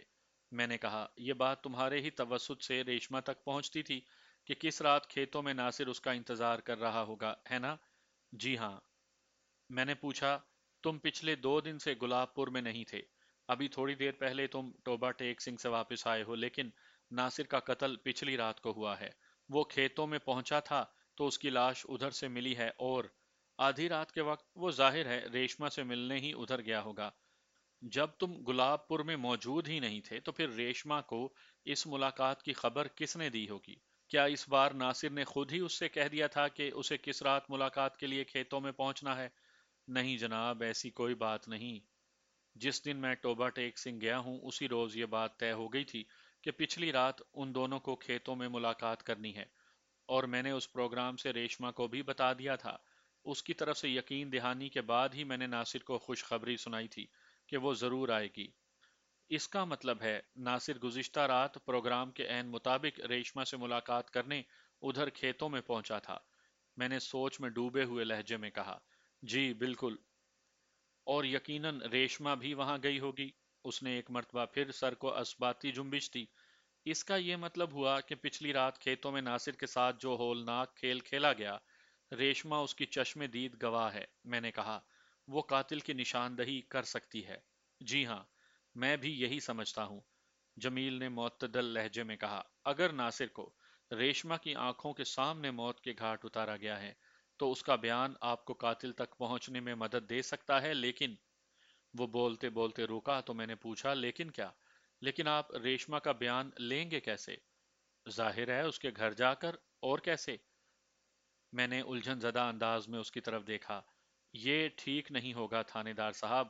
وہ تشویش بھری نظر سے مجھے دیکھنے لگا۔ کیا ٹھیک نہیں ہوگا؟ میں نے گھور کر اسے دیکھا۔ جو بھی کہنا چاہتے ہو کھل کر اور واضح الفاظ میں کہو جمیل۔ جناب، آپ کی تفتیش کا دائرہ اس کے گھر تک پہنچے گا تو ان کی محبت کی کہانی بھی ڈھکی چھپی نہیں رہ سکے گی۔ وہ متذبذب لہجے میں بولا، میں نہیں چاہتا کہ یہ معاملہ کھل کر گاؤں والوں کے سامنے آئے۔ ناصر تو اب اس دنیا میں باقی نہیں رہا، خواہ مخواہ ریشما کی جگ ہسائی ہوگی۔ ریشما کی جگ ہسائی کی اہمیت کا تو تمہیں بہت احساس ہے، میں نے کہا۔ دوست کے قاتل کی گرفتاری کا دھیان نہیں؟ مجھے دونوں معاملات کا ایک جتنا خیال ہے جناب، وہ منت آمیز لہجے میں بولا۔ اسی لیے تو کہہ رہا ہوں۔ میں تمہاری بات سمجھ نہیں سکا، میں نے کہا۔ ریشما سے پوچھ گچھ کیے بغیر تفتیش کی گاڑی آگے کیسے بڑھے گی؟ میں آپ کو تفتیش سے تو نہیں روک رہا۔ پھر؟ میں نے سوالیہ نظر سے اسے دیکھا۔ آپ ریشما سے ضرور پوچھ گچھ کریں لیکن اس کے گھر جا کر نہیں۔ وہ گہری سنجیدگی سے بولا، اس طرح تو اس بیچاری کی بڑی بدنامی ہوگی۔ اس کے سوا اور کوئی چارہ بھی تو نہیں۔ میں نے صاف گوئی کا مظاہرہ کیا۔ ہے چارہ، اگر آپ راضی ہو جائیں تو۔ کیا کہنا چاہتے ہو جمیل؟ میں نے الجھن زدہ لہجے میں پوچھا۔ اگر آپ کی اجازت ہو تو میں اس سلسلے میں ریشما سے بات کرتا ہوں۔ وہ اپنی منصوبہ بندی سے مجھے آگاہ کرتے ہوئے بولا، وہ پچھلی رات والے واقعے کے بارے میں جو بتائے گی وہ میں آپ کے سامنے پیش کر دوں گا۔ میں نے شک بھری نظر سے اس کی جانب دیکھا۔ مجھے ایسے محسوس ہوا تھا جیسے وہ ریشما سے پوچھ گچھ کے حوالے سے مجھے بیچ میں سے ہٹانا چاہتا تھا۔ اگر وہ دانستہ ایسی حرکت کر رہا تھا تو اس کا ایک ہی مطلب ہو سکتا تھا کہ وہ مجھ سے کچھ چھپانے کی کوشش میں تھا۔ وہ بظاہر تو مقتول سے ہمدردی جتا رہا تھا، لیکن ظاہر ہے میں اس کا دل چیر کر تو نہیں دیکھ سکتا تھا۔ وہ ریشما اور مقتول کے درمیان ایک نہایت ہی اہم کردار ادا کر رہا تھا۔ میں نے چند لمحات تک سوچتی ہوئی نظروں سے اسے دیکھا، پھر حتمی لہجے میں کہا، یہ مناسب نہیں ہے جمیل۔ میری تسلی اسی وقت ہوگی جب میں خود ریشما سے سوال جواب کر لوں گا۔ ٹھیک ہے جناب، جیسے آپ کی مرضی، وہ شکست خوردہ انداز میں بولا۔ میں تو آپ کی سہولت کی خاطر کہہ رہا تھا۔ برخوردار، میں تھانے دار ہوں، ذرا وکری ٹائپ کا۔ میں نے جمیل کی آنکھوں میں دیکھتے ہوئے سنسنی خیز لہجے میں کہا، آسانی اور آرام طلبی سے مجھے سخت نفرت ہے، اس لیے تم میری سہولت کا خیال نہ کرو۔ پولیس ڈپارٹمنٹ کی نوکری کا مطلب ہے ہر وقت مشکلات سے نمٹتے رہنا، کیا سمجھے؟ جی سمجھ گیا۔ وہ اسبات میں گردن ہلاتے ہوئے بولا، آپ کو جو ٹھیک لگتا ہے وہی کریں۔ میں تو ریشما کی بدنامی اور رسوائی کی وجہ سے بھی کہہ رہا تھا۔ ظاہر ہے جب پولیس تفتیش کے لیے اس کے گھر پہنچے گی تو پھر ناصر اور ریشما کے عشق والا معاملہ چھپ نہیں سکے گا۔ پورے گاؤں کو خبر ہو جائے گی کہ ریشما راتوں کو چھپ چھپ کر مقتول ناصر سے ملاقاتیں کیا کرتی تھی۔ یہ بات اس کی شادی کے راستے میں بہت سے کانٹے بھی بچھا سکتی ہے جناب۔ ایک لحاظ سے جمیل نے بالکل ٹھیک کہا تھا۔ اگر کوئی کنواری لڑکی اس انداز میں کسی لڑکے سے منسوب پائی جائے تو اس کے کردار پر انگلیاں اٹھنے لگتی ہیں اور یقیناً اس کی شادی کے معاملے میں رکاوٹ بھی پیش آ سکتی ہے۔ لیکن میں اس نازک ایشو کو کوئی ایسے انداز میں ہینڈل تھوڑی کرتا کہ پورے گلاب پور میں اس کی منادی ہو جاتی۔ ہر کام کو سلیقے اور ڈھنگ سے کرنے کا ایک طریقہ ہوتا ہے۔ تم فی الحال ریشما کی فکر چھوڑو، میں نے دو ٹوک انداز میں کہا۔ میں اس معاملے کو خود ہی دیکھ لوں گا۔ میں کوئی ایسا کام نہیں کروں گا جس سے اس کی ذات پر سوالیہ نشانات اٹھیں۔ بہت بہت شکریہ جناب، وہ تشکر آمیز انداز میں میری طرف دیکھتے ہوئے بولا۔ بس میں یہی چاہتا تھا۔ اب تمہیں مجھ سے بھی ایک وعدہ کرنا ہوگا۔ کیسا وعدہ تھانے دار صاحب؟ وہ چونک کر مجھے دیکھنے لگا۔ تم یہاں سے سیدھے گھر جاؤ، میں نے ٹھہرے ہوئے لہجے میں کہا، اور آئندہ 2 روز تک تم ریشما سے نہیں ملو گے۔ اس کی آنکھوں میں الجھن کے آثار نمودار ہوئے پوچھنے لگا، اس کا کیا مطلب ہے جناب؟ اس کا وہی مطلب ہے جو میں نے کہا ہے، میں نے تاکیدی انداز میں کہا، تم اگلے 2 دن تک ریشما سے نہیں ملو گے، سمجھ گئے؟ اگر وہ خود ہماری دکان پر آئی تو ٹھیک ہے، میں نے کہا، تم اس سے نارمل انداز میں بات کرو گے۔ ہمارے درمیان جو بھی گفتگو ہوئی ہے اس کے بارے میں تم ریشما کو کچھ نہیں بتاؤ گے۔ ٹھیک ہے، میں سمجھ گیا، وہ فرما برداری سے بولا۔ میں آپ کے حکم کی تعمیل کروں گا۔ مزید چند نصیحتوں کے بعد میں نے اسے رخصت کر دیا۔ وہ جیسے ہی تھانے سے نکلا، میں نے اس کی خبر گیری کے لیے ایک سادہ لباس کانسٹیبل کو اس کی کڑی نگرانی کے لیے روانہ کر دیا۔ میں نے کانسٹیبل کو سمجھا دیا تھا کہ اسے خود کو پوشیدہ رکھ کر کس طرح کام کرنا ہے۔ بظاہر جمیل کی نیت میں کوئی فطور نظر نہیں آتا تھا، لیکن وہ بات کہ نیت کا حال تو صرف خدا کو معلوم ہے۔ اگر جمیل کسی بھی حوالے سے ناصر کے قتل میں ملوث ہوتا، یا اس واقعے کے حوالے سے اس کے پاس کوئی ایسی معلومات ہوتی جو اس نے مجھ سے چھپانے کی کوشش کی تھی، تو شام سے پہلے اس کی چوری پکڑی جانی تھی۔ اگر اس کے دل و دماغ میں کوئی گڑبڑ تھی تو وہ ریشما سے ملاقات کی ضرور کوشش کرتا۔ بہرحال جو بھی تھا وہ بہت جلد سامنے آنے والا تھا۔ میں نے آج ہی ریشما کے گھر جا کر اس سے پوچھ گچھ کا فیصلہ کر لیا تھا، اور وہ اس طرح کہ گاؤں والوں کو میرے حوالے سے کوئی ایسا شک نہ ہو کہ میں خاص طور پر ریشما کو ٹارگٹ کر کے وہاں پہنچا ہوں۔ واقعی کسی سیانے نے بہت ٹھیک کہا ہے، نیت صاف منزل آسان۔ میری نیت صاف تھی، اس لیے قدرت نے شام سے پہلے ہی میرے گلاب پور جانے کا بڑا مناسب بندوبست کر دیا۔ سپہر میں ہسپتال سے ناصر کی پوسٹ مارٹم شدہ لاش آ گئی تھی۔ میں نے ناصر کے وارثوں کو تھانے بلانے کے بجائے لاش کو خود گلاب پور پہنچانے کا ارادہ کیا، اور جب میں تھانے سے نکل ہی رہا تھا کہ حنیفہ بھی وہاں پہنچ گئی۔ میں اسے فوراً اپنے کمرے میں لے گیا اور پوچھا، کیا رپورٹ ہے حنیفہ؟ وہ جو میں نے اڑتی اڑتی بتائی تھی، وہ بات 100% سچ ہے ملک صاحب، وہ گہری سنجیدگی سے بولی۔ ریشما اور ناصر کے درمیان عشق پیچا چل رہا تھا۔ ٹھیک ہے، تم نے تصدیق کر دی ہے تو میں بھی مطمئن ہو گیا ہوں، میں نے اس کی آنکھوں میں دیکھتے ہوئے کہا۔ میرے لائق اور کوئی خدمت فی الحال تو نہیں۔ میں پھر کب حاضری دوں ملک صاحب؟ وہ امید بھری نظروں سے مجھے تکنے لگی۔ 3 4 دن کے بعد چکر لگانا، میں نے سرسری انداز میں کہا۔ ہسپتال سے ناصر کی لاش آ گئی ہے، اب میں بہت مصروف ہو جاؤں گا۔ میرا انعام تو یاد ہے نا ملک صاحب؟ اور میں تمہیں 3 4 دن کے بعد کس لیے بلا رہا ہوں؟ میں نے کہا، انعام کی تم فکر نہ کرو۔ پہلے کبھی ایسا ہوا ہے کہ میں نے تم سے کام لیا اور انعام نہ دیا ہو؟ نہیں ملک صاحب، ایسی تو کوئی بات نہیں، وہ جلدی سے معذرت کرتے ہوئے بولی۔ میں نے تو بس آپ کو یاد دلایا تھا۔ تھوڑی دیر کے بعد وہ مجھے سلام کر کے واپس چلی گئی۔ پوسٹ مارٹم کی ابتدائی رپورٹ کے مطابق مقتول ناصر کی موت 25 مئی کی رات کو ہوئی تھی۔ موت کا وقت رات 11 سے 1 بجے کے درمیان بتایا گیا۔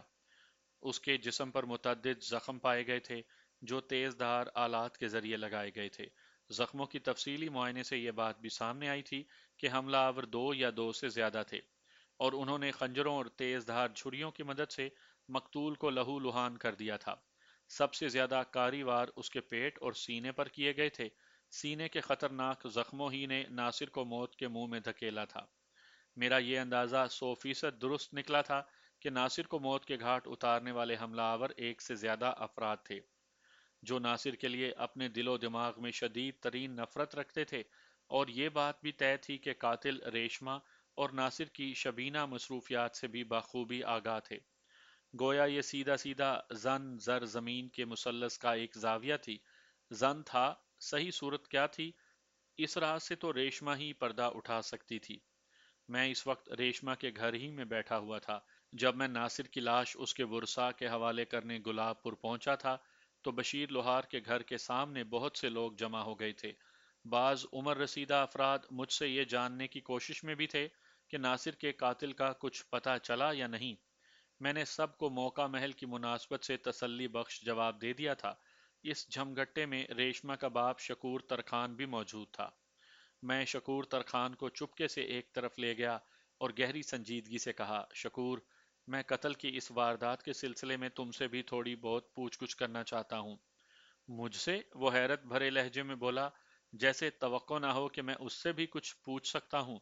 शकूर, तुम भी चाहते होगे कि मैं जल्द अज जल्द नासिर के कातिल को गिरफ्तार करके इबरतनाक सजा दिलवाऊं। मैंने उसके इस सवाल को नजरअंदाज करके कहा, जी थानेदार साहब। वो अस्बात में गर्दन हिलाने लगा। इस गांव का बच्चा बच्चा यही चाहता है। नासिर तो गुलाबपुर की इज्जत व आबरू था। मैंने दिल में कहा, तुम्हें क्या पता कि गुलाबपुर की इज्जत व आबरू तुम्हारी इज्जत व आबरू के साथ कौन सा खेल खेल रहा था। फिर जबान से कहा, बस तो फिर तुम्हें मेरे सवालात के जवाब देने पर कोई एतराज नहीं होना चाहिए। मैं तो फर्दन फर्दन सभी से पूछ गुछ कर रहा हूँ। यह मेरी ड्यूटी और तफ्तीश का हिस्सा है शकूर। शकूर तरखान की बातों से मुझे ये तो अंदाजा हो गया था कि वो अपनी बेटी और मकतूल के बाहमी ताल्लुकात से आशना नहीं था, और उन दोनों ने मोहब्बत की पींगें इस एहतियात के साथ बढ़ा रखी थी कि हुमा शुमा तो क्या, खवास को भी उसके कानो कान खबर नहीं थी, वरना कहीं से तो आवाज निकलती। मैंने इधर उधर निगाह दौड़ाने के बाद कहा, शकूर, यहाँ खड़े होकर बात करना मुनासिब नहीं। क्यों ना तुम्हारे घर में आराम से बैठकर इस मौजू पर गुफ्तगू करें। ठीक है जनाब। वो ताइदी अंदाज में गर्दन हिलाने लगा। आप आए मेरे साथ। मैं खामोशी से उसके साथ चल पड़ा और उस वक्त उसी के घर की बैठक में बैठा हुआ था। शकूर तरखान की दो औलादें थीं, एक बेटी रेशम उर्फ रेशमा और उसका छोटा भाई शाहिद, जो अभी 12 साल का था और इस वक्त घर से बाहर अपने दोस्तों के साथ खेल कूद में मसरूफ था। थोड़ी सी देर में शकूर की बीवी सरदार बीबी भी चाय की ट्रे उठाए बैठक में आ गई और वहीं मेरे सामने जम कर बैठ गई। शकूर तरखान ने बड़े एहतराम से कहा, थानेदार साहब, आप चाय लें और मुझसे सवाल भी करते जाएं। सरदार बीबी भी इधर बैठी है, इससे भी जो पूछना हो पूछ लें। आपकी बेटी रेशमा कहाँ है? मैंने ठहरे हुए लहजे में कहा। सरदार बीबी ने बताया, वो घर में ही है जनाब। कल से उसे बुखार चढ़ा हुआ है। हकीम जी से दवा भी ला कर दी है, लेकिन कोई खास फर्क नहीं पड़ा। बुखार थोड़ी देर के लिए कम होता है, फिर फूंक कर चढ़ जाता है।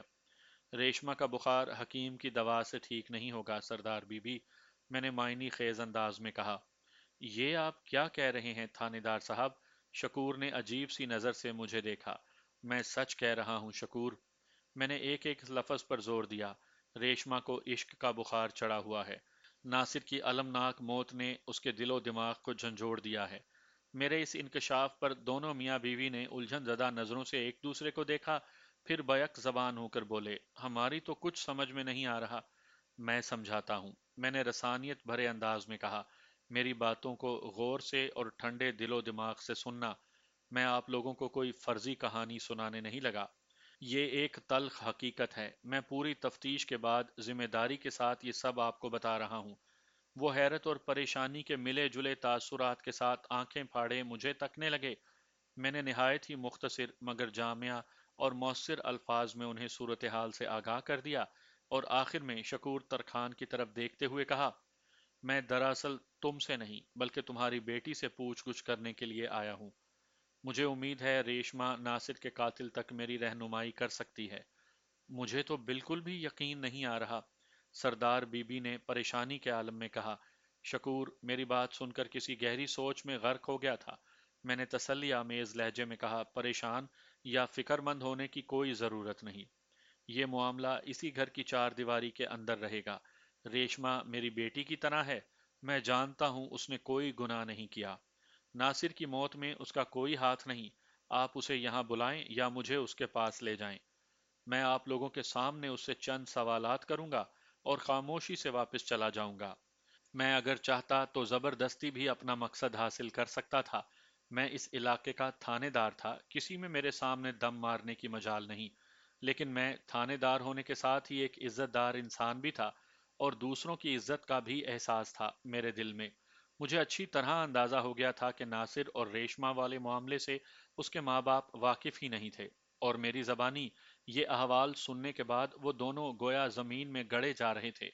मैं वहां उन्हें जलील करने नहीं आया था, लिहाजा मुझे ऐसा कोई काम नहीं करना था जिससे उनकी इज्जत का जनाजा निकल जाता। बादल नखास्ता मुझे घर के अंदरूनी हिस्से में रेशमा के पास पहुंचा दिया गया। हमारे दरमियान यह तय हो गया था कि पूछ गुछ के दौरान वो लोग रेशमा के करीब नहीं बैठेंगे, बल्कि दरवाजे के पीछे खड़े होकर हमारे दरमियान होने वाली गुफ्तगू सुनते रहेंगे। ये एहतियात इसलिए बरती गई थी कि बाद अज़ां रेशमा को अपने वालदैन की निगाहों का सामना करते हुए शर्मिंदगी का एहसास ना हो। मैंने शकूर तरखान और उसकी बीवी को इस बात का पाबंद बना दिया था कि वो मेरे जाने के बाद रेशमा से किसी नोयत की बाज पुर्स नहीं करेंगे, बल्कि इस किस्से को भूल ही जाएंगे। इसी में उनकी भलाई थी। वो इस बात के लिए तहे दिल से मेरे मशकूर थे कि मैंने उन्हें एतमाद में लेकर उनका मान रखा था। जब वो मुझे रेशमा के पहुंचा पहुंचाकर वापस चले गए, तो मैंने हमदर्दी भरे लहजे में कहा, रेशमा, मैं एक खास मकसद से तुम्हारे पास आया हूँ। उसने अपनी मोटी मोटी आंखों से मुझे देखा, लेकिन मुंह से कुछ ना बोली। वो 20-21 साल की एक दिलकश और खूबसूरत लड़की थी, लेकिन इस वक्त बुखार ने उसका हाल बेहाल कर रखा था। मैंने ठहरे हुए लहजे में कहा, मैंने तुम्हारे माँ बाप को कुछ नहीं बताया, लेकिन सच ये है कि मैं तुमसे नासिर के बारे में पूछने आया हूँ। नासिर के जिक्र पर वो चौंक कर मुझे देखने लगी। उसकी कंवल कटोरा आंखों में नमी उतर आई। वो भीगी हुई आवाज में बोली, क्या पूछना चाहते हैं? मैंने उसकी सहूलत की गर्ज से कहा, चौंकने और परेशान होने की बिल्कुल जरूरत नहीं। मैं तुम्हारे और नासिर के मामले से पूरी तरह वाकिफ हो चुका हूँ। जमील ने मुझे सब कुछ खोल कर बता दिया है। मैं जल्द अज जल्द नासिर के कातिल को गिरफ्तार करके कड़ी सजा दिलवाना चाहता हूँ, और कातिल तक तुम मुझे पहुंचा सकती हो। मैं? वो कैसे जी? वो कदरे संभले हुए अंदाज में बोली, ये जानकर कि मैं उसकी लव स्टोरी से वाकिफ हो चुका हूँ। उसने मुजाहमत के सारे हथियार फेंक दिए थे, और ये देखकर मुझे खुशी हुई थी कि वो मेरी तवक्को से ज्यादा ताउन पर आमादा नजर आती थी। वकुआ की रात तुम नासिर से मिलने खेतों में गई थी। मैंने नरम लहजे में कहा, तुम्हें पता होना चाहिए कि नासिर पर किन लोगों ने हमला किया था। मैं उस रात नासिर से मिलने नहीं गई थी, वो मजबूत लहजे में बोली। उसकी आवाज में शामिल एतमाद ने मुझे यकीन दिला दिया कि वो गलत बयानी से काम नहीं ले रही थी, लेकिन तस्दीक फिर भी जरूरी थी। मैंने कहा, जमील ने मुझे बताया है कि उस रात तुम दोनों की मुलाकात का पक्का प्रोग्राम था।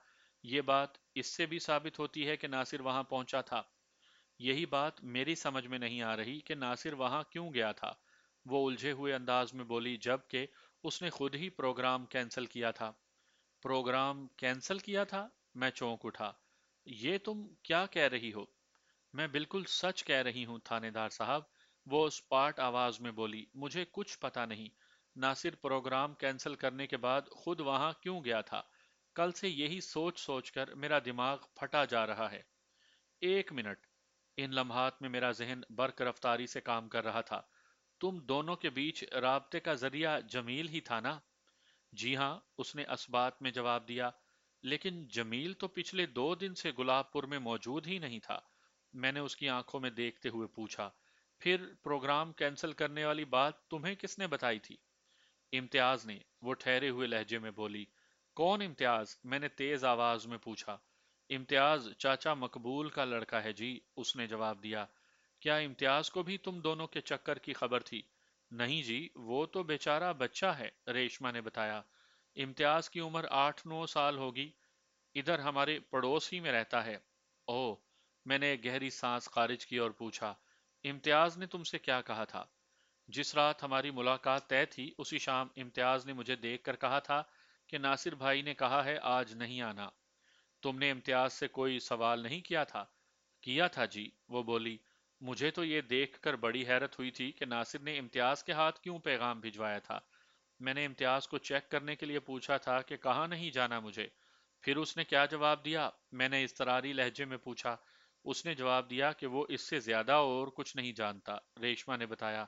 नासिर भाई ने बस इतना कहा था कि रेशमा को चुपके से बता दो कि आज नहीं आना, उसे कोई जरूरी काम है। जमील टोबा टेक सिंह गया हुआ था, वरना मैं उसकी दुकान पर जाकर तस्दीक कर लेती। इम्तियाज को मजीद कुछ मालूम नहीं था, और नासिर से जाकर मैं पूछ नहीं सकती थी। बस मैंने यही फैसला किया कि आज रात नासिर से मिलने नहीं जाऊंगी। ओह, मैंने गंभीर अंदाज में कहा, इसका मतलब है नासिर को पूरी मंसूबा बंदी से कत्ल किया गया है। मुझे यकीन है इम्तियाज उस शख्स को जरूर जानता होगा। جس نے ناصر کے حوالے سے اسے تمہارے لیے پیغام دیا تھا۔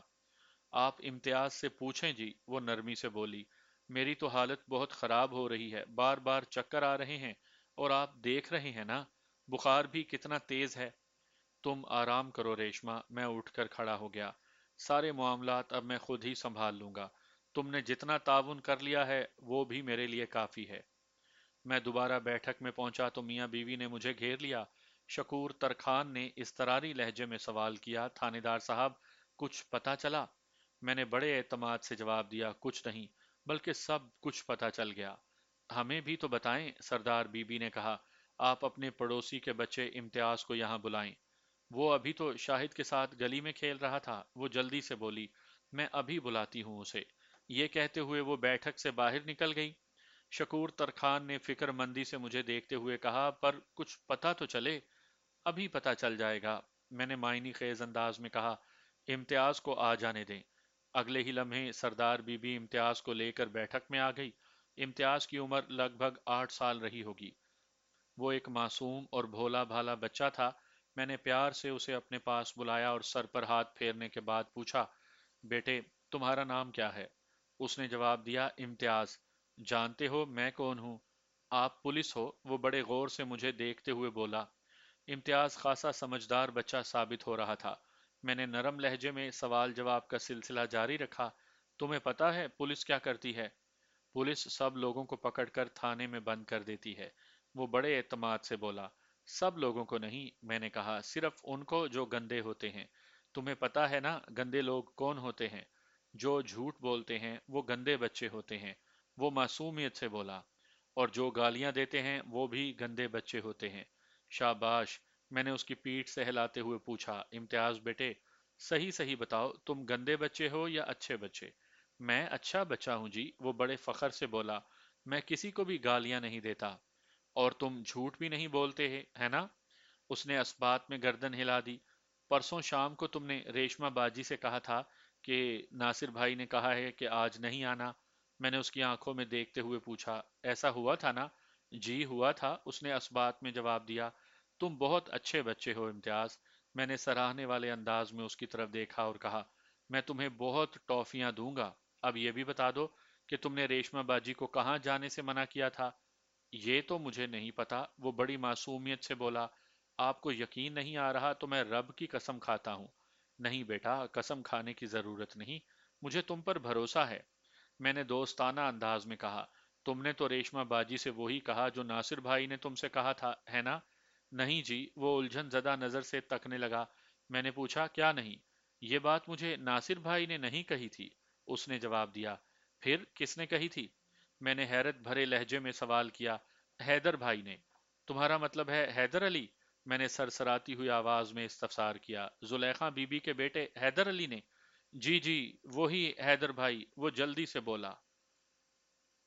حیدر علی کا گھر گلاب پور ہی میں واقع تھا، لہٰذا وہاں تک رسائی حاصل کرنے میں مجھے کسی دقت کا سامنا نہیں کرنا پڑا۔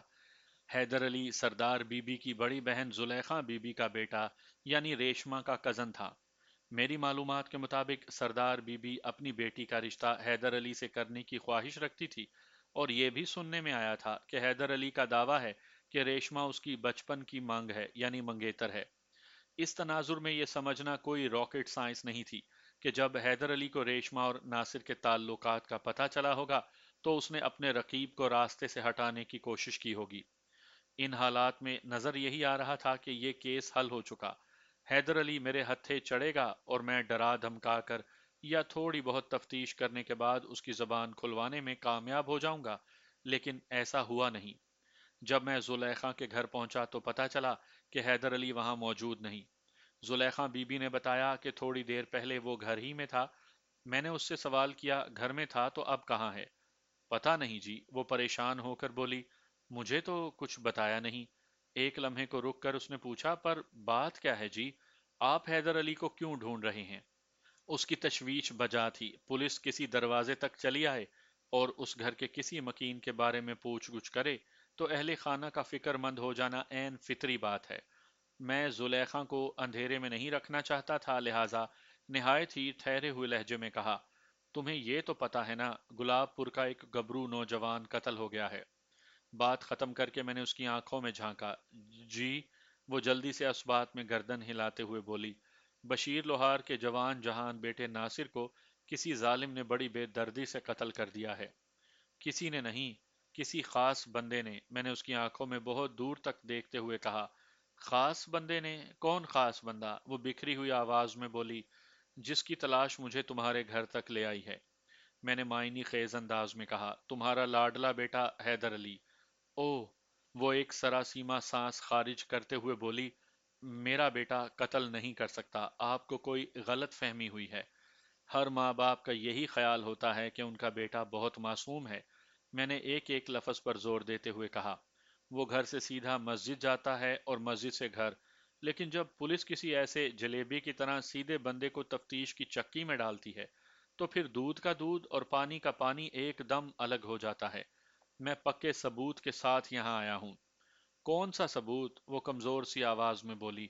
ثبوت حیدر کی زبان ہی سے تمہیں سناؤں گا، میں نے ذو معنی انداز میں کہا، ذرا وہ میرے ہاتھ تو لگ جائے۔ پتہ نہیں آپ کس قسم کی باتیں کر رہے ہیں تھانے دار صاحب، وہ مریل سی آواز میں بولی، میرے تو کچھ پلے نہیں پڑ رہا۔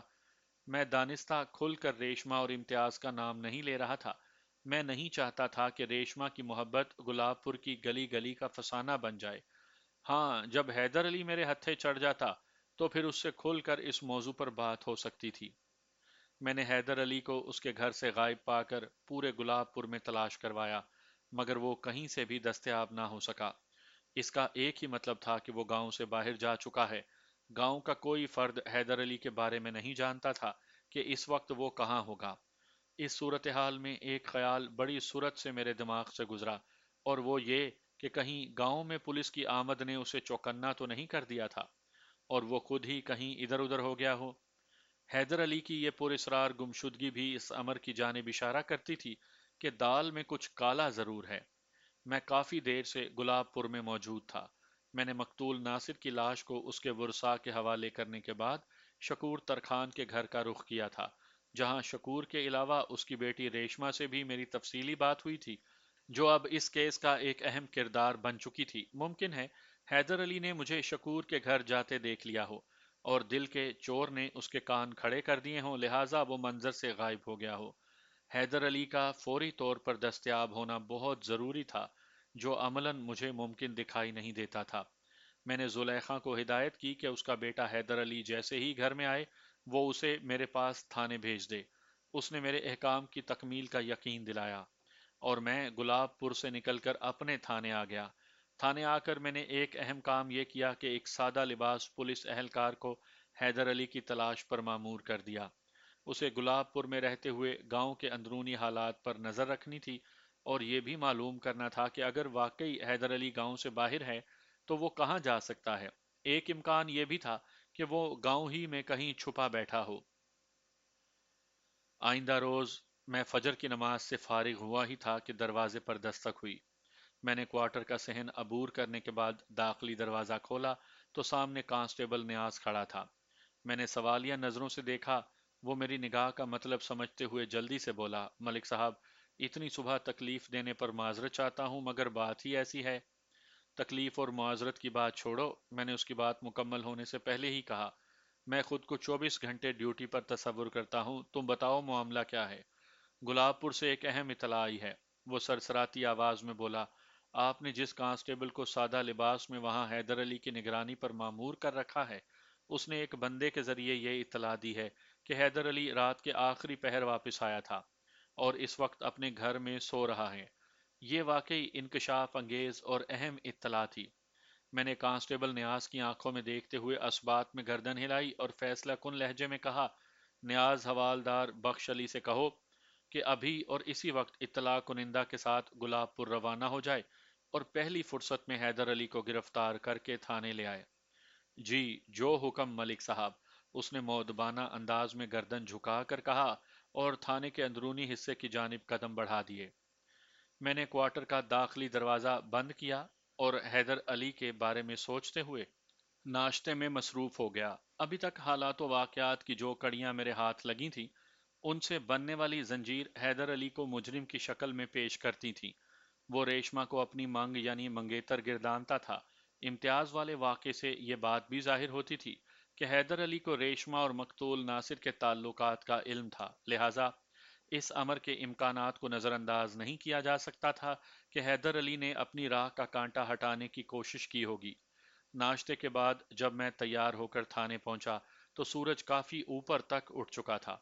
آج گزشتہ چند روز کی بنسبت گرمی کی شدت میں کچھ کمی محسوس ہو رہی تھی، مگر اسے سہانا موسم نہیں کہا جا سکتا تھا۔ گرمی کم ہو یا زیادہ، اس کا اپنا تکلیف دہ مزاج ہوتا ہے۔ کچھ ہی دیر کے بعد حوالدار بخش علی مطلوبہ شخص حیدر علی کو گرفتار کر کے تھانے لے آیا۔ حیدر علی کی نگرانی پر معمور سادہ لباس پولیس اہلکار تو ان کے ہمراہ تھا ہی، اس کے علاوہ بھی ایک شخصیت ان کے ساتھ تھی، اور وہ تھی حیدر علی کی ماں Zulaikha be be, Sardar be be کی بڑی بہن۔ زلیخا اپنے بیٹے کی گرفتاری پر اچھا خاصا واویلا مچا رہی تھی، جس کی وجہ سے تھانے کا ماحول کسی مچھلی بازار کا منظر پیش کر رہا تھا۔ حیدر علی اصل مجرم تھا یا نہیں، اس بات کا حتمی فیصلہ تو تفتیش کے بعد ہی کیا جا سکتا تھا، لہٰذا موقع محل کے مطابق ایک ماں کے جذبات کی قدر اور احترام بھی واجب تھا۔ زلیخا بی بی شور کیوں مچا رہی ہو؟ میں نے برہمی سے کہا۔ ہائے، وہ عجیب سے دکھی لہجے میں بولی، آپ میرے جوان جہان بیٹے کو گرفتار کر کے لائے ہیں اور میں فریاد بھی نہ کروں؟ میں نے تمہارے بیٹے کو پوچھ گچھ کے لیے تھانے بلوایا ہے، پھانسی لگانے کے لیے نہیں۔ میں نے ڈانٹنے والے انداز میں اسے سمجھانے کی کوشش کی۔ تمہیں پریشان ہونے کی ضرورت نہیں، میں نے نرم لہجے میں کہا۔ میرا حیدر قاتل نہیں ہو سکتا، وہ اضطراری لہجے میں بولی۔ آپ خواہ اس بیچارے پر شک کر رہے ہیں۔ میں کچھ بھی خواہ نہیں کرتا، میں نے ایک ایک لفظ پر زور دیا۔ اگر تمہارا بیٹا بے قصور ہے تو میں اس بات کی تمہیں گارنٹی دیتا ہوں کہ اس کا بال بھی بیکا نہیں ہوگا۔ میں حیدر علی کا دشمن نہیں، مگر میں اپنے فرض سے مجبور ہوں۔ قانون کے تقاضے پورے کرنے ضروری ہیں۔ مجھے اندازہ نہیں کہ میری بات کس حد تک اس کی سمجھ میں آئی تھی، تاہم میری تسلی نے کسی حد تک اسے مطمئن کر دیا۔ وہ بھرائی ہوئی آواز میں بولی، اللہ کرے گا میرا بیٹا بے گناہ ثابت ہوگا۔ میرا مشورہ ہے کہ تم واپس گلاب پور چلی جاؤ، میں نے معتدل انداز میں کہا۔ اگر حیدر علی بے قصور ہوا تو وہ آج کا سورج غروب ہونے سے پہلے صحیح سلامت اپنے گھر پر تمہاری نظروں کے سامنے ہوگا۔ اس کا تھانے سے جانے کو جی تو نہیں چاہ رہا تھا، تاہم میرے سمجھانے بجھانے پر وہ گھر جانے کے لیے راضی ہو گئی۔ میں نے حیدر علی کو اپنے کمرے میں طلب کر لیا، حوالدار بخش علی بھی اس کے ساتھ ہی تھا۔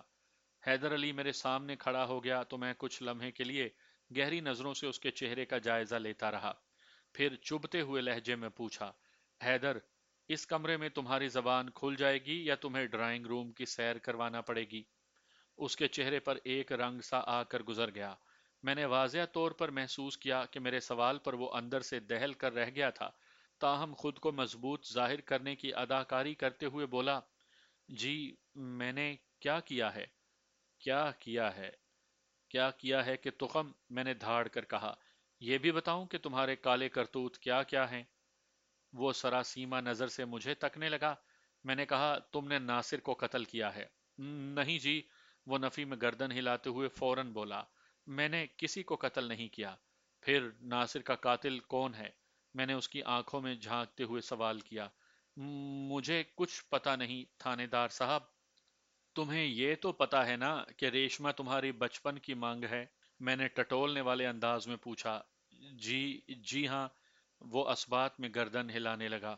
اور یہ بھی تمہارے علم میں تھا کہ مقتول ناصر صاحب اور تمہاری مانگ ریشمہ میں پچھلے کچھ عرصے سے عشق پیچا چل رہا تھا، ہے نا؟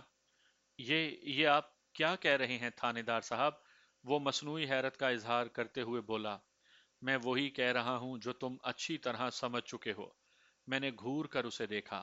سیدھی طرح حقیقت کا اعتراف کرتے ہو یا میں کوئی دوسرا طریقہ اختیار کروں؟ میں بالکل سچ کہہ رہا ہوں جناب، وہ نگاہ چراتے ہوئے بولا۔ میں نے ناصر کو قتل نہیں کیا، ناصر کے قتل والی بات پہلے ہو چکی، میں نے درست لہجے میں کہا۔ ابھی میرے اس سوال کا جواب دو کہ تمہیں ریشمہ اور ناصر کے باہمی تعلقات کا علم تھا یا نہیں؟ ہاں یا نہ؟ نہ، وہ تھوک نگلتے ہوئے بولا، میں اس سلسلے میں کچھ نہیں جانتا۔ میں نے تیز نظروں سے گھورتے ہوئے اس سے سوال کیا، تم تو امتیاز کو بھی نہیں جانتے ہوگے؟ کون امتیاز؟ وہ بکھری ہوئی آواز میں بولا، مقبول چاچا کا بیٹا امتیاز۔ میں نے دانت پیستے ہوئے کہا، جس کی عمر 8 سال ہوگی اور جو ریشما کے بھائی شاہد کا دوست اور ان کا پڑوسی بھی ہے۔ کچھ یاد آیا یا تمہارے سر میں چترول کرنی پڑے گی؟ اچھا، آپ اس بچے کی بات کر رہے ہیں؟ وہ بے نیازی سے بولا۔ ہاں، وہی بچہ جس کے ہاتھ تم نے ریشما کے لیے پیغام بھجوایا تھا۔ میں نے ایک ایک لفظ پر زور دیا کہ ناصر بھائی نے کہا ہے آج نہیں آنا۔ میں نے تو اس سے ایسی کوئی بات نہیں کہی تھی، وہ گڑبڑائے ہوئے انداز میں بولا۔ تمہارے اس کارنامے کے دو گواہ موجود ہیں، میں نے ٹھہرے ہوئے لہجے میں کہا۔ ایک امتیاز جس کے ہاتھ تم نے پیغام بھجوایا تھا، اور دوسری ریشما جس کے لیے تم نے یہ پیغام بھجوایا تھا۔ اب بتاؤ کیا کہتے ہو؟ وہ میری اس چڑھائی کے نتیجے میں بری طرح بوکھلا گیا اور اپنی جان بچانے کے لیے آئیں بائیں شائیں کرنے لگا۔ حوالدار نے مجھ سے مخاطب ہوتے ہوئے کہا، ملک صاحب، یہ کتے کا تخم آپ کی بات نہیں سمجھ رہا۔ آپ 1 گھنٹے کے لیے اسے میرے حوالے کر دیں، پھر دیکھیں کس طرح یہ فر فر بولے گا۔ اور میں نے حیدر علی کو حوالدار بخش کے حوالے کر دیا۔ کسی بھی مجرم کی بحث اس وقت تک ہوتی ہے جب تک وہ پولیس کے ہتھے نہیں چڑھ جاتا۔ ایک مرتبہ قانون کی گرفت میں آ جائے تو پھر پولیس کے پاس اس کی زبان کھلوانے کے 101 طریقے ہوتے ہیں۔ تھوڑی ہی دیر کے بعد ڈرائنگ روم یعنی کمرہ تفتیش کی جانب سے حیدر علی کے بل بلانے کی آوازیں آنے لگیں۔ پھر دیکھتے ہی دیکھتے یہ آوازیں کربناک صداؤں میں بدل گئیں۔ 1 گھنٹے سے بھی پہلے حوالدار نے میرے کمرے میں آ کر خوشخبری سنائی، ملک صاحب مبارک ہو، حیدر علی نے اقبال جرم کر لیا ہے، آپ اس کا بیان لے لیں۔ مطلب یہ کہ اس نے ناصر کو قتل کرنے کا اقرار کر لیا ہے؟ میں نے سوالیہ نظر سے بخش علی کی جانب دیکھا۔ جی نہیں، وہ نفی میں گردن ہلا کر رہ گیا۔ میں نے حیرت بھرے لہجے میں پوچھا، پھر؟ حوالدار رازدارانہ انداز میں مجھے ان انکشاف سے آگاہ کرنے لگا جو اس کی کاری محنت کے نتیجے میں حیدر علی کی زبان سے ہوئے تھے۔ حیدر علی قتل میں بالواسطہ ملوث نہیں تھا، یہ کام اس نے بلا واسطہ کیا تھا۔ ننھے امتیاز کے توسط سے ریشما تک یہ پیغام اس نے بھجوایا تھا کہ ناصر بھائی نے کہا ہے آج نہیں آنا۔ یہ پیغام حیدر نے دراصل چودھری آفتاب کے ایما پر کیا تھا تاکہ وقوعہ کی رات ریشما اپنے عاشق سے ملنے مقررہ مقام تک نہ پہنچے اور ناصر کو ٹھکانے لگانے میں کسی دقت کا سامنا نہ ہو۔ چودھری آفتاب کا تعلق نزدیکی گاؤں نذیر آباد سے تھا۔ وہ نذیر آباد کے چودھری فرید احمد کا بیٹا تھا اور کبڈی کا کھلاڑی تھا۔ حالیہ کبڈی ٹورنامنٹ کا فائنل، جیسا کہ اس کہانی کے ابتدا میں بتایا جا چکا ہے، گلاب پور اور نذیر آباد کی ٹیموں کے درمیان کھیلا گیا تھا اور اس مقابلے میں نذیر آباد کو شکست فاش کا سامنا کرنا پڑا تھا۔ فتح اور کپ گلاب پور کے حصے میں آئے تھے۔ اس مقابلے میں ایک کبڈی مقتول ناصر اور چودھری آفتاب کے بیچ بھی پڑی تھی، جس میں ناصر نے چودھری آفتاب کو اس بری طرح رگیدا تھا کہ اس کی ناک اور باچھوں سے خون جاری ہو گیا تھا۔ ایک تو گاؤں کی شکست اور اس پر اپنی یہ درگت چودھری آفتاب کے جذبہ انتقام کو ہوا دینے کے لیے کافی تھی۔ میدان جنگ یعنی کبڈی والے کھیت میں تو وہ ناصر کا کچھ بھی نہیں بگاڑ سکا تھا، مگر اس نے کبڈی کے اس فاتح کو صفائے ہستی سے مٹانے کا فیصلہ کر لیا۔ چودھری آفتاب کو اس حقیقت کا علم تھا کہ حیدر علی ریشما کو اپنے بچپن کی مانگ کہتا ہے۔ کسی طرح چودھری آفتاب نے یہ پتہ بھی چلا لیا کہ ان دنوں ناصر اور ریشما کے بیچ عشق و محبت کے معاملات عروج پر ہیں، لہٰذا اس نے ایک تیر سے دو شکار کرنے کا خطرناک منصوبہ بنا لیا۔ حیدر علی کو ریشما اور ناصر کے تعلقات کا شک تو تھا، لیکن جب چودھری آفتاب نے اس کی اس جانب خصوصی توجہ دلائی تو وہ آپے سے باہر ہو گیا۔ چودھری نے اسے سمجھایا کہ جذبات میں آنے کے بجائے اگر طریقے سلیقے سے کام کیا جائے تو سانپ بھی مر جاتا ہے اور لاٹھی بھی سلامت رہتی ہے۔ حیدر علی نے چودھری آفتاب کا ساتھ دینے کا فیصلہ کر لیا۔ اس کے بعد جو کچھ ہوا وہ آپ کے سامنے ہے۔ حیدر علی نے اپنے ہاتھوں سے ناصر کو قتل نہیں کیا تھا، تاہم وہ اس سازش کا حصہ رہا تھا، بلکہ جب چودھری کے بھیجے ہوئے دو بندے تیز دھار خنجروں کی مدد سے ناصر کو بے دردی سے موت کے گھاٹ اتار رہے تھے تو حیدر علی تھوڑے فاصلے پر اندھیرے میں کھڑا یہ خونی تماشا دیکھ رہا تھا۔ حیدر علی کے اقبال جرم اور گواہی پر میں نے اسی روز خود نذیر آباد جا کر چودھری آفتاب کو ناصر کے قتل کے سلسلے میں گرفتار کر لیا۔ آفتاب نذیر آباد کے چودھری فرید احمد کا بیٹا تھا، لہٰذا اس گرفتاری کے سلسلے میں مجھ پر اچھا خاصا دباؤ بھی تھا، تاہم میں نے چودھری فرید کے اثر و رسوخ کی ذرا پرواہ نہ کی۔ اور چودھری آفتاب اور اس کی نشاندہی پر ان دو بندوں کو بھی حوالات کی سلاخوں کے پیچھے پہنچا دیا جو ناصر کے قتل میں ملوث تھے۔ اپنی ہر کوشش کو ناکامیاب ہوتا دیکھ کر چودھری فرید نے دھمکی آمیز لہجے میں مجھ سے کہا تھا، ملک صاحب، آپ کو میری طاقت کا اندازہ نہیں، میں اپنے بیٹے کو عدالت سے چھڑوا لوں گا۔ چودھری صاحب، میں صرف خدا کی طاقت اور قانون کی بالادستی پر یقین رکھتا ہوں۔ میں نے چودھری کی آنکھوں میں دیکھتے ہوئے پورے اعتماد لہجے میں کہا، آپ نے جتنا زور لگانا ہے لگا لیں، انشاءاللہ آپ کا ہونہار لخت جگر عدالت سے سیدھا جیل جائے گا۔ میں نے حیدر علی، چودھری آفتاب اور ناصر کے دونوں قاتلوں کے خلاف حتی الامکان سخت پرچہ کاٹ کر انہیں عدالت کے حوالے کر دیا۔ دونوں قاتل چونکہ اپنے جرم کا اقرار کر چکے تھے، لہٰذا ان کی باقی ماندہ زندگی تو جیل کی بلند و بالا پتھریلی دیواروں کے پیچھے گزرنا تھی۔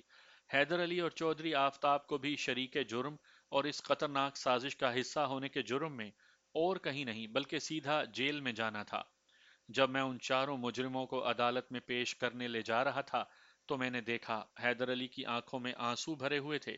یہ اشک ندامت تھے، لیکن اب اظہار ندامت کا وقت گزر چکا تھا۔ وقت گزر جانے کے بعد ہر قسم کا پچھتاوا اور پشیمانی بے معنی ہو کر رہ جاتے ہیں۔ ریشمہ کو ناصر نہ مل سکا اور حیدر علی کو ریشمہ حاصل نہ ہوئی۔